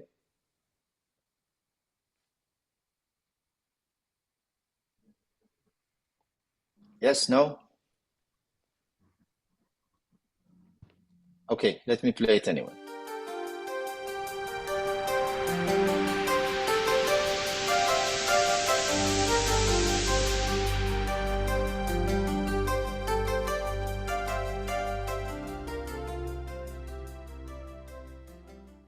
Hi, I'm Mark Klein, Director of Operations for Kirtas Technologies. I'd like to take a few moments to show you how Kirtas is revolutionizing the process of moving knowledge from books to bytes.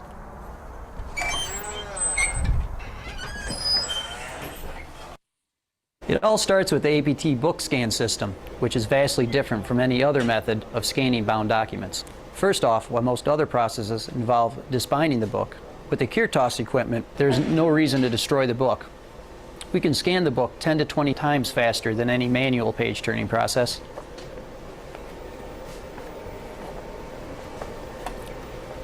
Kirtas's patented sure-turn robotic page turning arm and smart cradle allow the content of bound documents from 4.5 by 7 to 11 by 14 inches to be digitized without disbinding.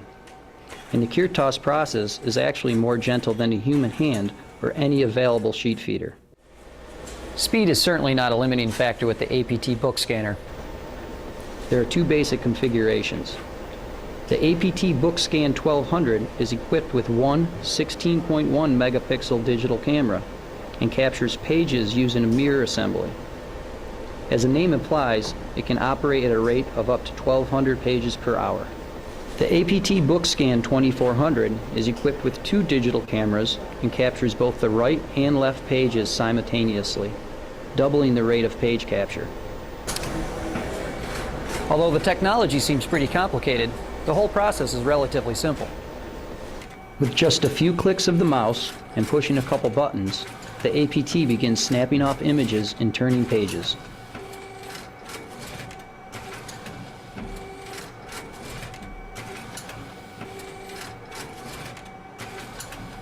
While the raw images begin to collect on the server, the APT Manager, which is the software that runs the machine, allows you to monitor the capture process and quality on the fly.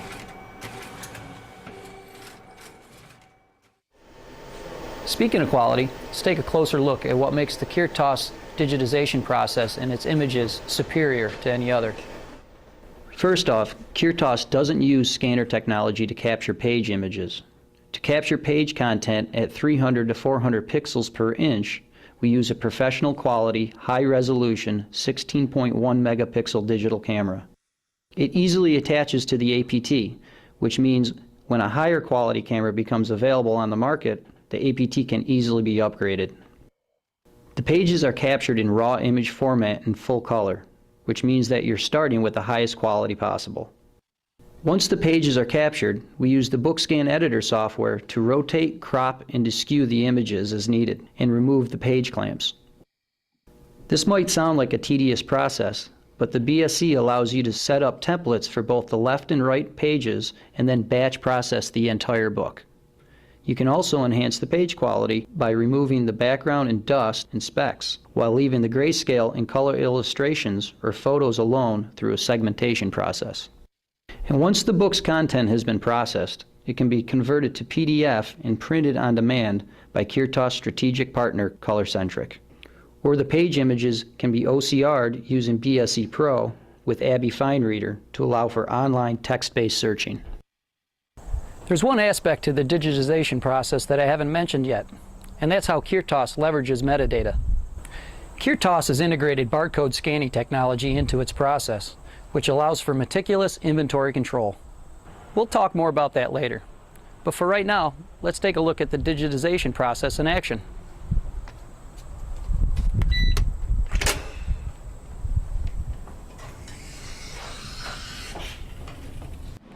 The Kirtas Service Bureau operates 3 shifts, 24/7, and cranks out on average 15,000 plus books each month.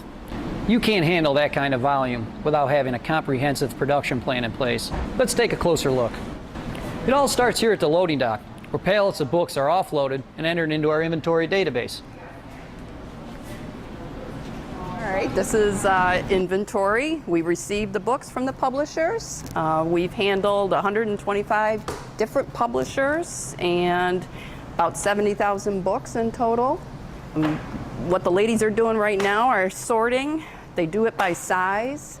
That way we can minimize the setup time on the scanners. After that, they'll put them into projects. They wand each of the books so that we take the barcode and use that. It goes throughout the whole entire system, and then when we're done, the books come back in here after they're up on the FTP. Once the books are through the entire process, we palletize them and await information from the client for disposition of the books. Once the books are logged into the system, they're transported to the digitization room where imaging technicians actually begin moving the content from books to bytes. I select my book from the project. It's been given to us from the warehouse. I scan the barcode, which pulls up all the metadata from the book, and I scan the entire book, front to back.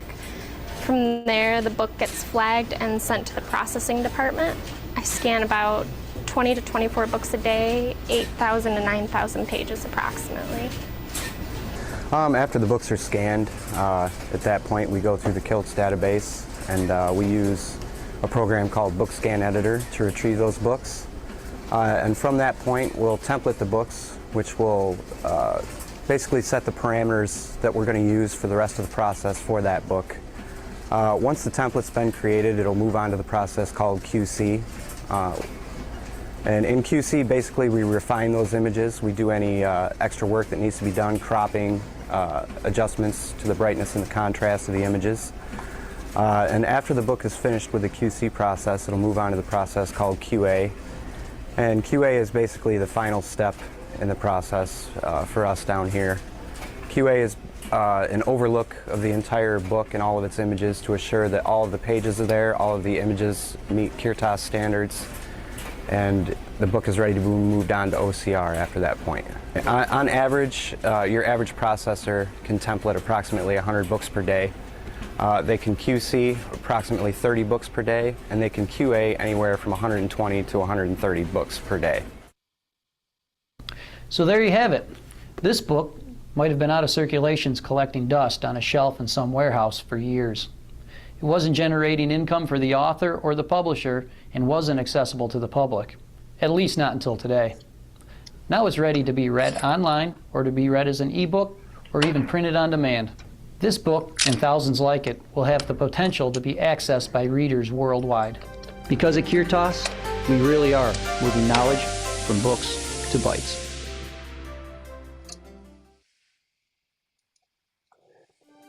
Okay, so just conclusions here is the management of startup is very different from that of an established company.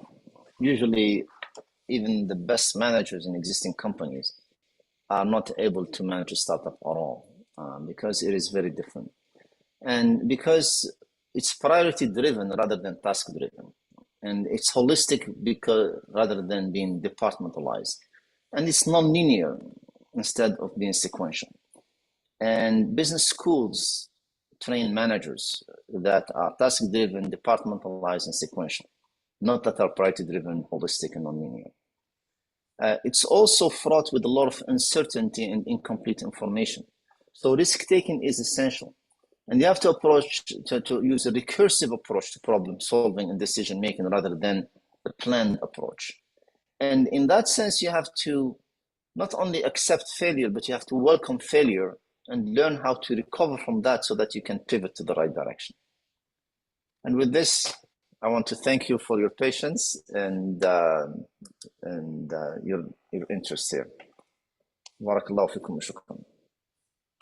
بارك الله فيك أستاذ لطفي بالخير على هذا العرض القيم.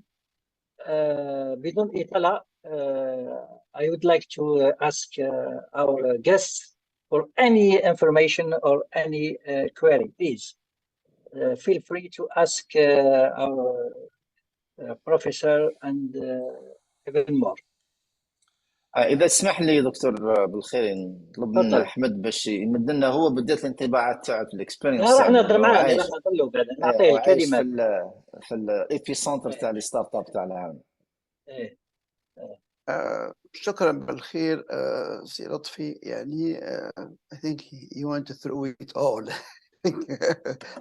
I think ups and down of startup it's not an easy. About a month ago, NVIDIA co-founder, they asked him if you go back when you are young, when you start NVIDIA, even NVIDIA is over $1 trillion now, and he said he will not do it because it really burn you out, you know. So startup has lots of challenges. You have to be young. You have to be working kind of at least 14 hours a day. So you have to really make a tough decision. I worked for a startup which I was working really 12 hours a day and was not enough. And you work Saturday, Sunday, start from 8 o'clock in the morning till about 10 p.m. And I'm asked also to give a presentation the next day at 10 o'clock. Sometimes I was called one day from my boss. He said, okay, I was working at 7 p.m. in the lab. And he said, come, Ahmed. And I had 7 people report to me. and said, I'd like you to give presentation tomorrow at 10. And I still working in the lab, and so I worked till about 10 p.m. and I went home, had dinner, prepared the presentation, and the next day I gave my presentation at 10 a.m. And he told me, oh, you didn't expend too much. He gave me a hard time in the presentation in front of everyone. And I told him, you just gave me last night, you know, less than 24 hours. He said, oh, you had 14 hours. He's not counting even my sleeping or nothing, you know. So anyway, so it's different. I mean,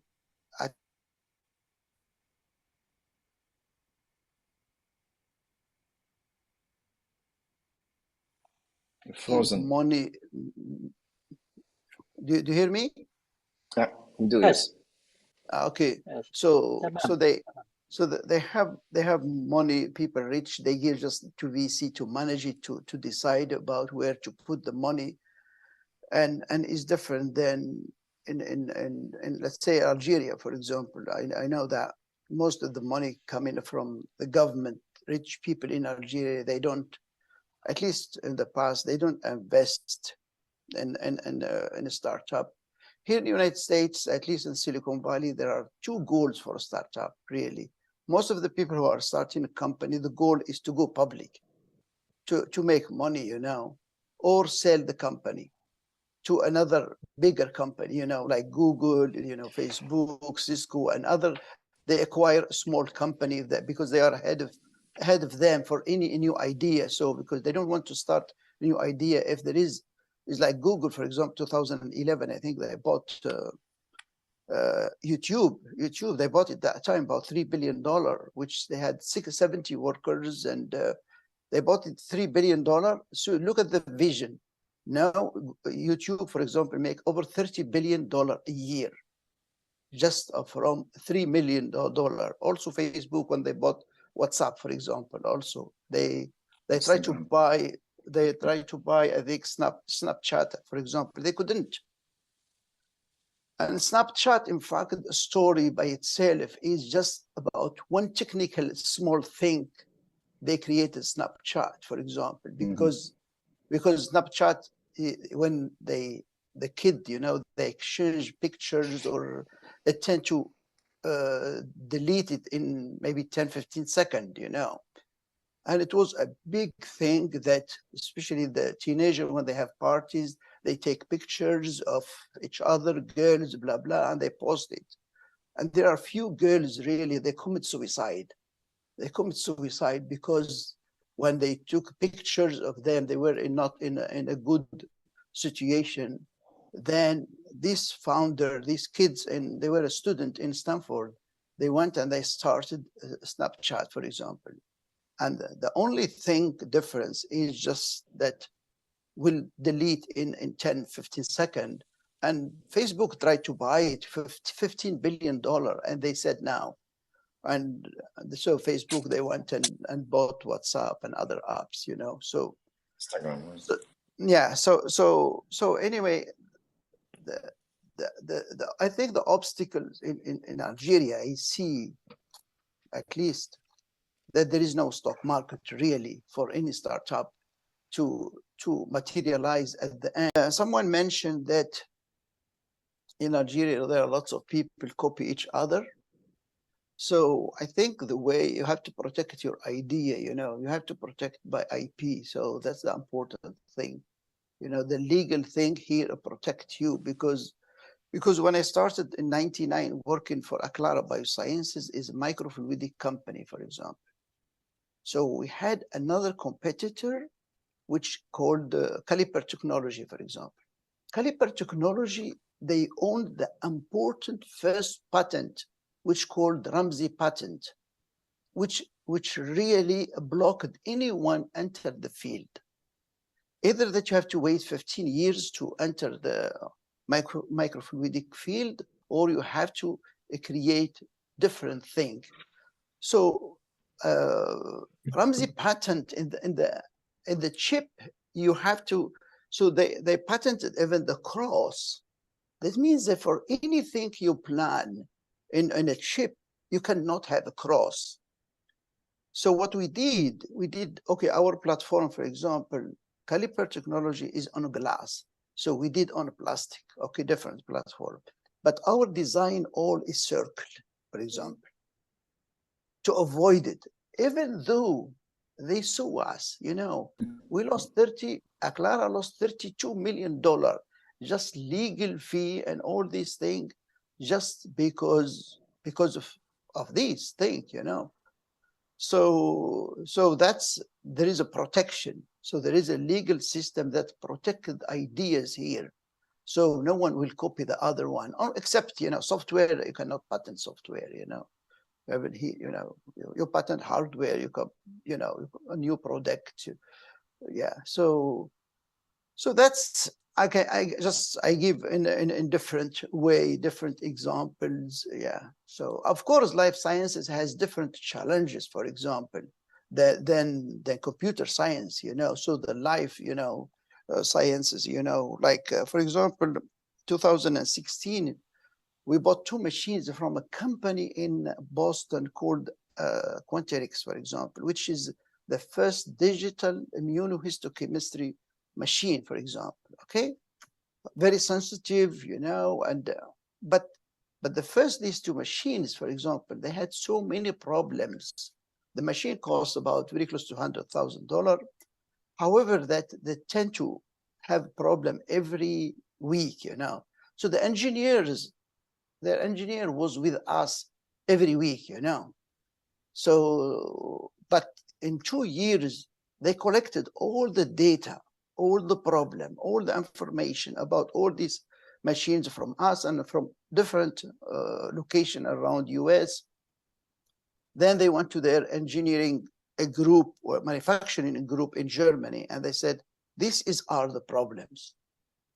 So they made another version, improved version, and now we changed the old machine with a new one, and we don't need even engineer to come even once a year, because they learned from all the customers, all the problems, what they want, also the technical problem, what, you know, because everything is like a robot, you know, inside. It does everything. You put the plate with all the samples, blah, blah, you put the kit, blah, blah, you select the program, push the button and go. And the machine would work for 6 hours, and the next day you will find all the data, for example. So it has lots of biology, lots of software, lots of hardware, so many things together. But they learned from all these problems from the customer, and they improved, they made really good product. And now, in fact, they are charging us $35,000 just service contract per year. And now I told them, since that the machine doesn't need engineer really to come, why are keep charging us 35,000? You know, should be less, you know, because before you had a big team of engineers, you know, to come very often, but now we don't. So, but they still charging 35,000 a year just for a service contract. So this is some example of, you know, feedback from the customer, from different products, from different, you know, countries, you know, different. So that's my intake here. Merci beaucoup. شكرا سي أحمد على هذه الإضافة القيمة. Merci beaucoup. Donc, je pense qu'il y a des questions sur le chat. Par exemple, celle qui est posée par Madame Bdjawi concernant le développement de la start-up. How the growth of start-up, I mean, always exponential or no? هي تتساءل عن النمو المستمر اللي هو اوتوماتيكيا يعني يستمر، او هناك يعني لا، هو النمو تاع الشركه، النمو الشركه الناشئه هو عندها البوتنسيال، القدره انه يكون عندها اكسبوننشال جروث، لكن هذه في حاله ان يكون نجاح تاع هذه الشركه. والنجاح هذا مرتب على، نحاول نهضر بالعربيه لانه شفت باللي كان بزاف اللي ما فهموش لونجلي، والله كاين ناس نخلطوا على كل حال. Donc, Allah. une start-up, ce qui définit une start-up, une compagnie micro-entreprise ou une PME, انه البي ام او عندها ان برودوي باين، ان مارشي باين، المارشي هذا عاده يكون لوكال، بس ما عندهاش ان برودوي نوفو، ما عندهاش اون انوفاسيون، ما عندهاش ان افونتاج كومبيتيتيف، يعني جانب تنافسي. ممكن نقولوا جانب تنافسي سي با انه هما الاولين، نو، اذا هما الاولين بس حي بيف تاتر ايميتي، يقدر اي واحد ينقل لهم يكوبيهم، هذا معناتها سي لو مونك دان افونتاج كومبيتيتيف. كما تفضل سي احمد، انه لازم كي ما عندكش ان افونتاج كومبيتيتيف اللي تقدر يكون ديورابل، يعني سكون ابل سستينبل كومبيتيتيف ادفانتج، راح ما تشكيش من بعد كي يجيو ناس ينقلوك، هذه سي نورمال. هذا الكوبياج هذا اللي بارتو، ما بغوش في الجزائر برك. الناس يقول لك لا كومبيتيسيون دي لوايال، علاه؟ باسكو درت حاجه والناس داروا كيفها وهبطوا لي لو بري. مي هذه هي لا لوا دي مارشي.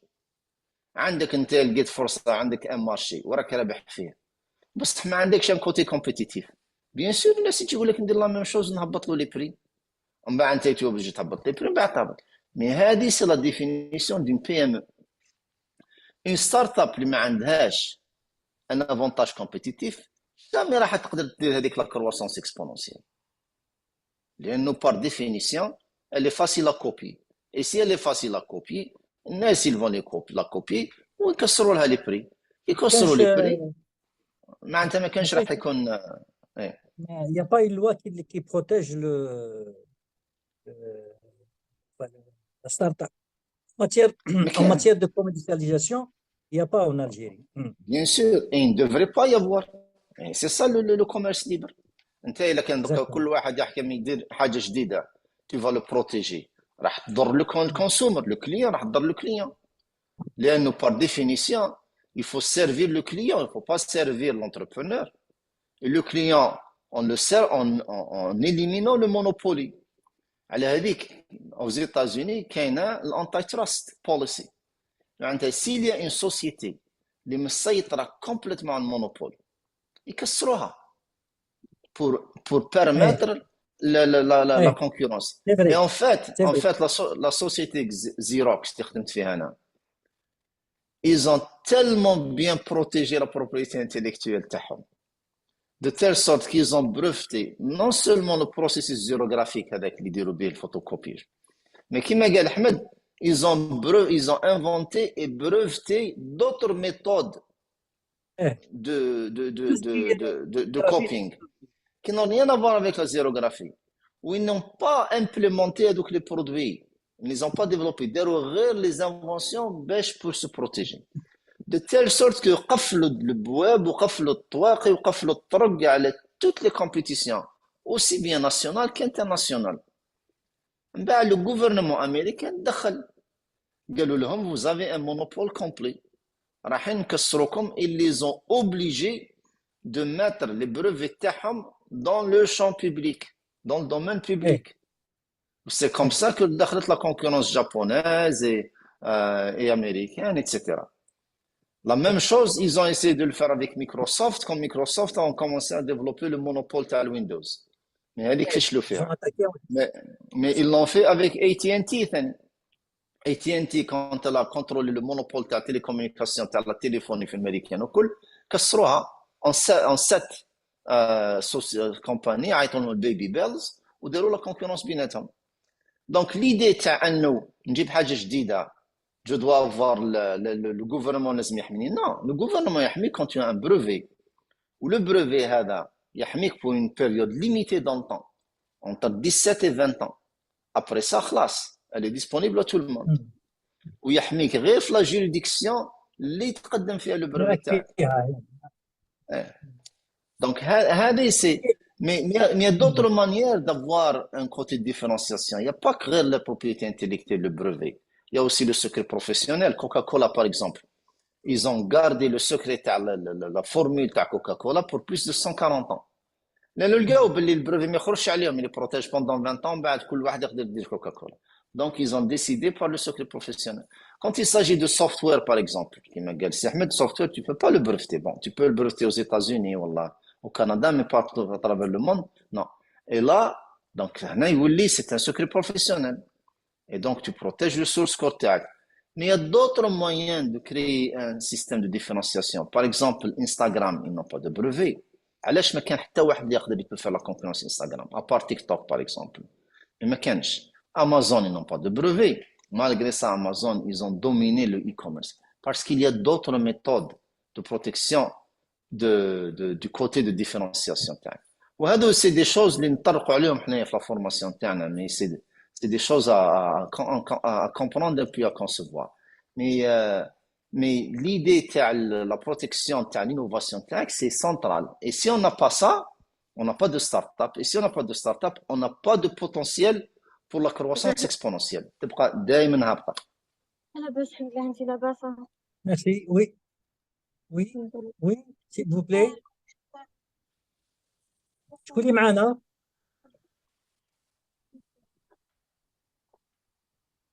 شكون اللي معانا؟ تفضلي عندك une question؟ تفضلي شكون اللي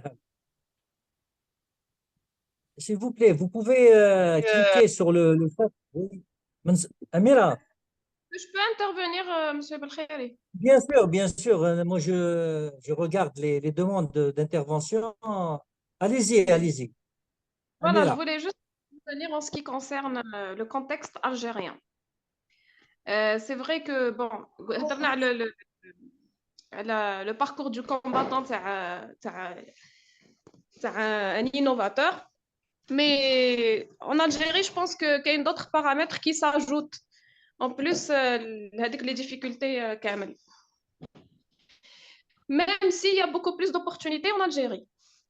Il y a des points faibles. Il y a beaucoup d'opportunités, mais en même temps, il y a d'autres paramètres à prendre en considération qui sont la bureaucratie, la lenteur les procédures administratives, etc. Sachant que l'innovation, le temps est très important pour l'innovation, pour la création de start-up ou l'entrepreneuriat en général.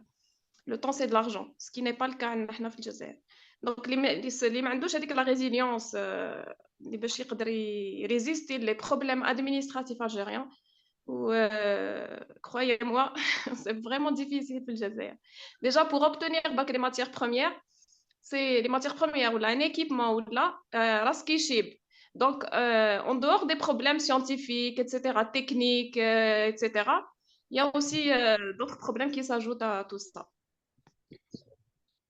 يعطيك الصحة أميرة, c'est un très bon point. كما قلتي, il y a des problèmes, mais il y a aussi d'autres opportunités. Et donc, chaque pays a son propre contexte.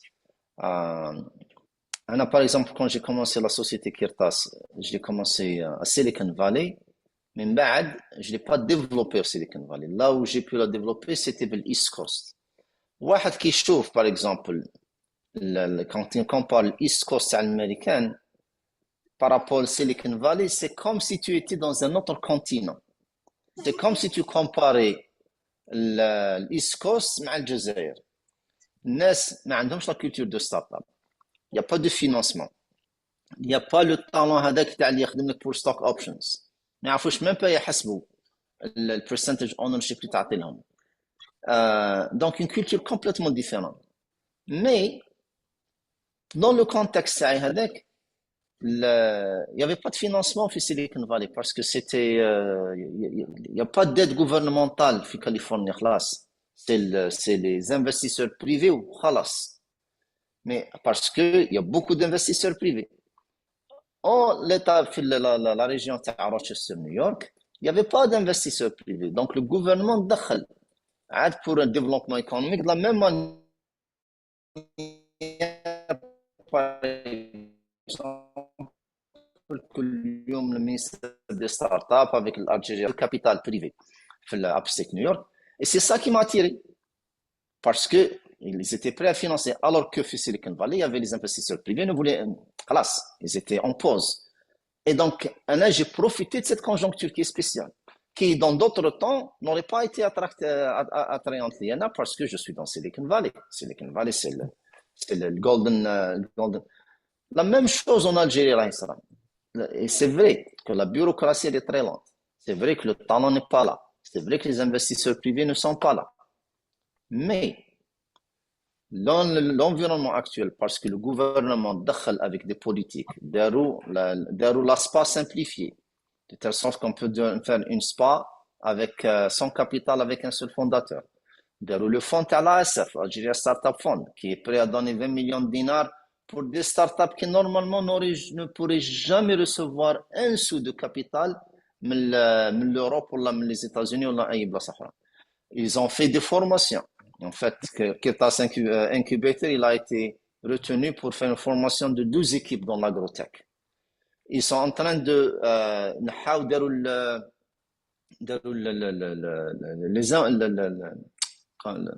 les impôts pour les startups qui ont le label de startup, ils ne payent pas d'impôts pour 4 ans, ou pour 5 ans renouvelables.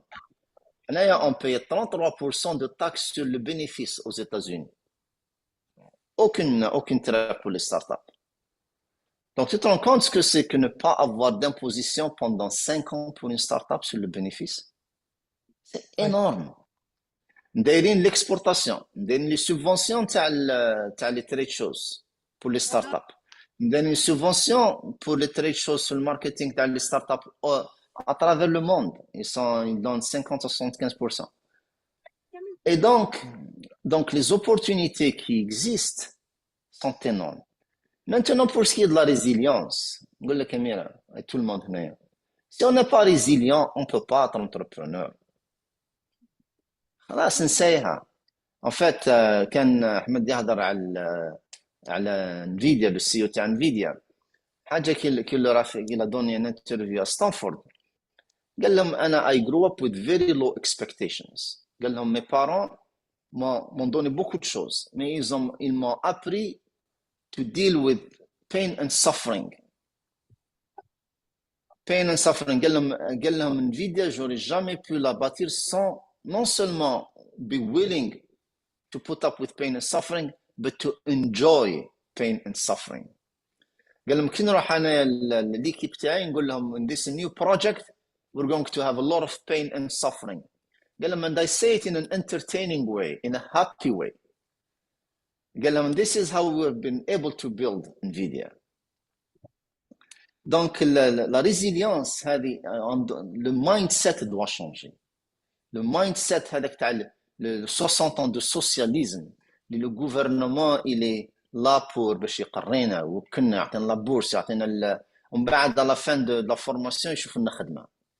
ما كاينش الخدمه. Il y a aucun gouvernement qui peut subvenir la création d'emplois quand on a 250 000 متخرج في العام les universités on a 13 000 وظائف le privé الواحد. La seule issue de ce cours c'est les créateurs d'emplois. Les créateurs d'emplois c'est les entrepreneurs. Et les créateurs d'emplois qui peuvent créer beaucoup d'emplois, c'est les start-upers.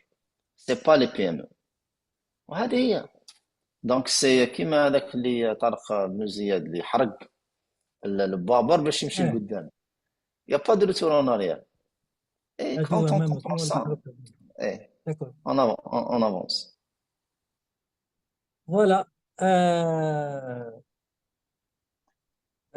S'il y a d'autres questions, وصلنا إلى ختام اللقاء. On est arrivé à terme de cette rencontre mémorable. Si peut-être كلمة الختام للأساتذة الكرام سي أحمد سي لطفي. Bien sûr, sans oublier une chose, cette rencontre est diffusée au niveau du centre de recherche en sciences pharmaceutiques en partenariat avec le laboratoire de physique mathématique de l'université de Constantine 1, Frères Mentouri. Donc ça a changé. Hein. Donc c'est l'université des Frères Mentouri Constantine 1. Maintenant c'est université Constantine 1, Frères Mentouri. Vous voyez, donc ici on change les noms, je ne sais pas pourquoi. Donc il faut s'adapter avec les publications, il faut, c'est ça. J'avais beaucoup d'idées à proposer peut-être pour la prochaine rencontre Inch'Allah. نخلي الإخوة الكرام يعطونا كلمة الختام وبارك الله فيكم. سي أحمد. أولا حاب نشكركم على الدعوة يعني يعني وخاصة مع الأخ سي لطفي. درك عندنا دو لطفي درك وين لطفي وين لطفي وين لطفي I know وي صايد راكم صافي دو لطفي يعني دو لطفي دو لطفي دو بالخير. وي دو لطفي وي صافي ولات كاين دو لطفي ولا دير لطفي سكوير سكوير وي. So yeah, I think والله أنا maybe I differentiate a little bit. I mean, what I look at the economy, if it's there, I think Algeria really has a big gap, you know, especially Algeria is importing 90% of everything, you know. So even you are not calling it a startup, but if you solve a problem, that's something that we are importing and you start making it in Algeria, even if you don't call it a startup, but you are going to create jobs and you reduce, you know, import, you know, I think that's a value to the nation, I think. So there are so many things. If you look at the list of what we import even chewing gum, you know. I mean chewing gum. One time I رحت العنابة نزور في لافامي تاعي، كنت نعرف صاحبي قاعد معاه هو جروسيست، حتى شفت يدخلوا في واحد السلعة، قلت له هذه كيف هذه مازال يجيبوا فيها، هذه متاع الخارج هذه، قال لي مازال يجيبوا فيها chewing gum which is very simple, a polymer and sugar and color, that's all. You can make it in your room, you know. So and we're still importing it. So there are so many ideas in Algeria. Algeria needs so many things. It's not, you don't need the highest high tech really. At least what I know is, for example, some Indian, for example, they come and work here, they go back and they start making things which is cheaper, for example, at least in the medical field, for example, tests, you know, for testing HIV, testing HCV and other diseases like pH paper. You just put it in the blood, it gives you a color, you know, and stuff. Here it costs, for example, $500. There it costs, you know, maybe 2 dinars by Algerian, you know, money, you know. So especially when we went through COVID, for example, we couldn't really, we raised lots of money. We couldn't even buy kits from the West to send it to Algeria because the West monopolized everything, you know, that time. I mean, a simple thing like making a kit for PCR detection of a virus, which is this technology known since 1984. The patent already expired. And you see other, for example, when you look at, for example, we didn't know even what type of virus in Algeria really we had it. Algeria used to send, you know, samples to some African countries to analyze, to find out what type of virus. Anyway, I was involved in a project anyway. So when we look at the capacity of Africa, I swear, when you look at the map of Africa, which country has capability of sequencing a virus like Chad, and Algeria has no capability, you cry. If you have a cell in your or brain, you know, cell in your brain, you think, why we cannot sequence a virus? And Chad can do it. And so many, there are 8 countries in Africa, they can do it, and we cannot do it with all oil money, for example, and we cannot dedicate even a group of people to do it. This is one example only. If we imagine if COVID started in Algeria, we will have 2 million people died already. And the West will not care about finding out what virus we have or what kit to detect it. They will not care. Because we don't have technology, we don't have knowledge, we don't have. Anyway, sorry. Oui, c'est Ahmed, c'est exact ce que vous dites. Mais oui, Amira, oui, allez-y, allez-y. Ce qu'il vient de dire, la culture de lire les brevets, déjà ما عندناش. Au niveau des CATI, je pense qu'il y a beaucoup de mes collègues qui ont assisté aujourd'hui à cette conférence. On fait tout pour expliquer le système des brevets, que le système des brevets, il ne sert pas uniquement à protéger les brevets, mais il y a aussi l'aspect des informations technologiques qu'on peut trouver dans les documents de brevets tombés dans le domaine public. Et parfois, il y a des brevets qui ne sont même pas protégés en Algérie et on n'arrête pas de dire aux étudiants, vous n'êtes pas obligés de créer, je ne sais pas, d'innover ou de créer quelque chose de nouveau. Veuillez juste aller aux bases de données de brevets, trouver des solutions, chercher les produits qui sont importés dont on a besoin et trouver des solutions dans les documents brevets. Et c'est comme ça qu'on développe le savoir-faire, sachant que le savoir-faire aussi, ça s'achète. Et c'est comme ça qu'on innove après. C'est en développant ce savoir-faire. On est en train d'essayer justement d'inculquer cette culture, d'aller vers les bases de données brevets, ce qui n'est pas le cas. Voilà. Exact, exact. C'est Lotfi. Quoique, bon, c'est un processus, c'est un processus qui va prendre quelques années et il faudra travailler là-dessus et être très motivé.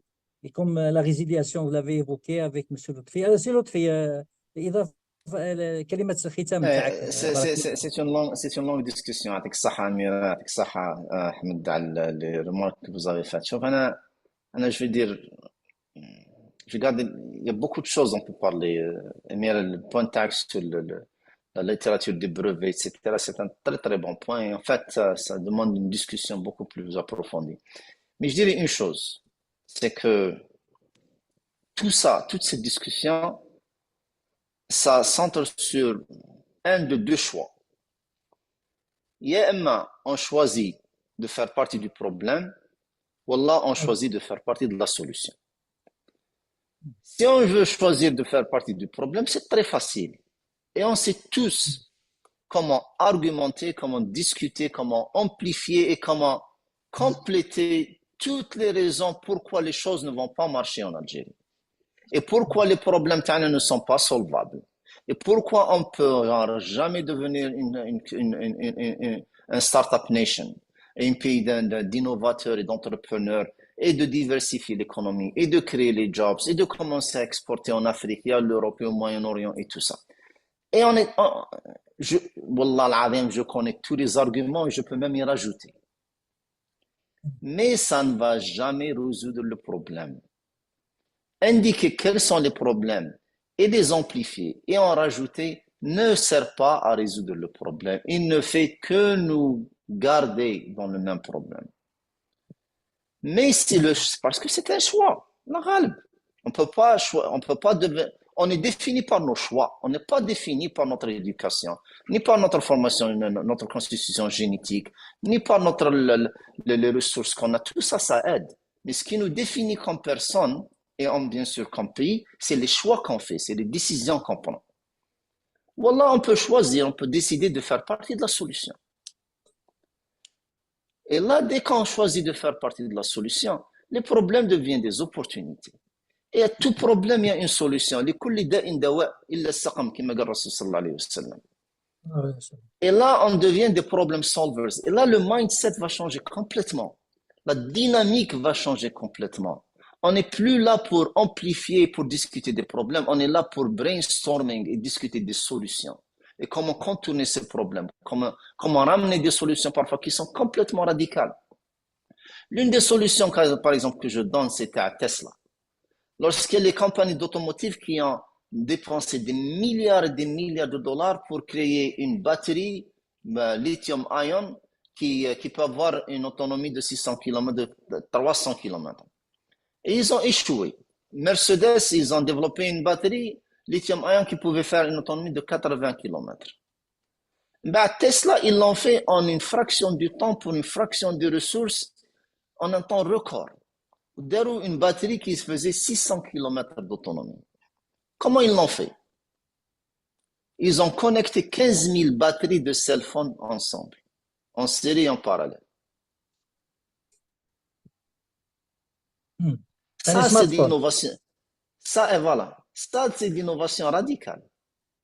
Alors que les autres, les GM, les Mercedes, les Toyota, ils voulaient développer toute une technologie qui permettait les électrodes de travailler à des tailles, des échelles qui n'étaient pas possibles parce que la technologie de batterie n'est not scalable. Ils ont continué le problème avec quelqu'un qu'en fait, n'importe quel étudiant en génie électrique dans n'importe quelle université aurait pu penser. Parce que l'attitude des gens de Tesla, c'est une attitude de problem solving. Alors que l'attitude des ingénieurs et scientifiques de GM, c'est une attitude d'invention, de job security, de publication, de brevet, etc. Parce que imagine un PhD اللي تخرج من ستانفورد يروح كي توش $400,000 في العام في GM جنرال موتورز يروح البوس تاعو يقول له انا جي تروفي لا سوليسيون جوست كونيكتي 15,000 باتري انصامبل تاع لي سيلفون اي انا البروبليم ريزولو. اولا يقول له حنا جبناك نسلف PhD من ستانفورد باش تجيب لنا سوليسيون كيما هكذا.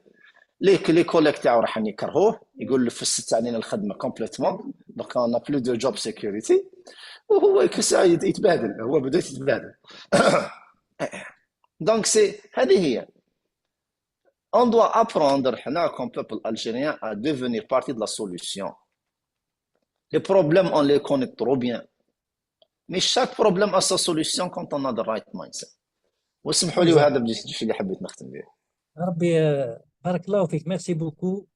Donc, je réitère mes remerciements à nos invités, donc professeur Chinna Ahmed et professeur Lotfi BELKHIR pour leur agréable rencontre, discussion. Inch'Allah, استفدتوا كلش وفدنا بعضنا. L'idée, moi je pense que الكلمة الأخيرة تاع السي لطفي وسي شنا, il faut être une partie de la solution. Il faut changer de mentalité. Mindset, c'est là. L'Algérien, c'est là. Moi, je l'ai compris il y a quelques temps. Inch'Allah, Rabbi Yawfiqna. L'État ne peut pas tout résoudre. الشعب doit se prendre en charge. Les universités également. وهذا ما كان. شكرا للجميع.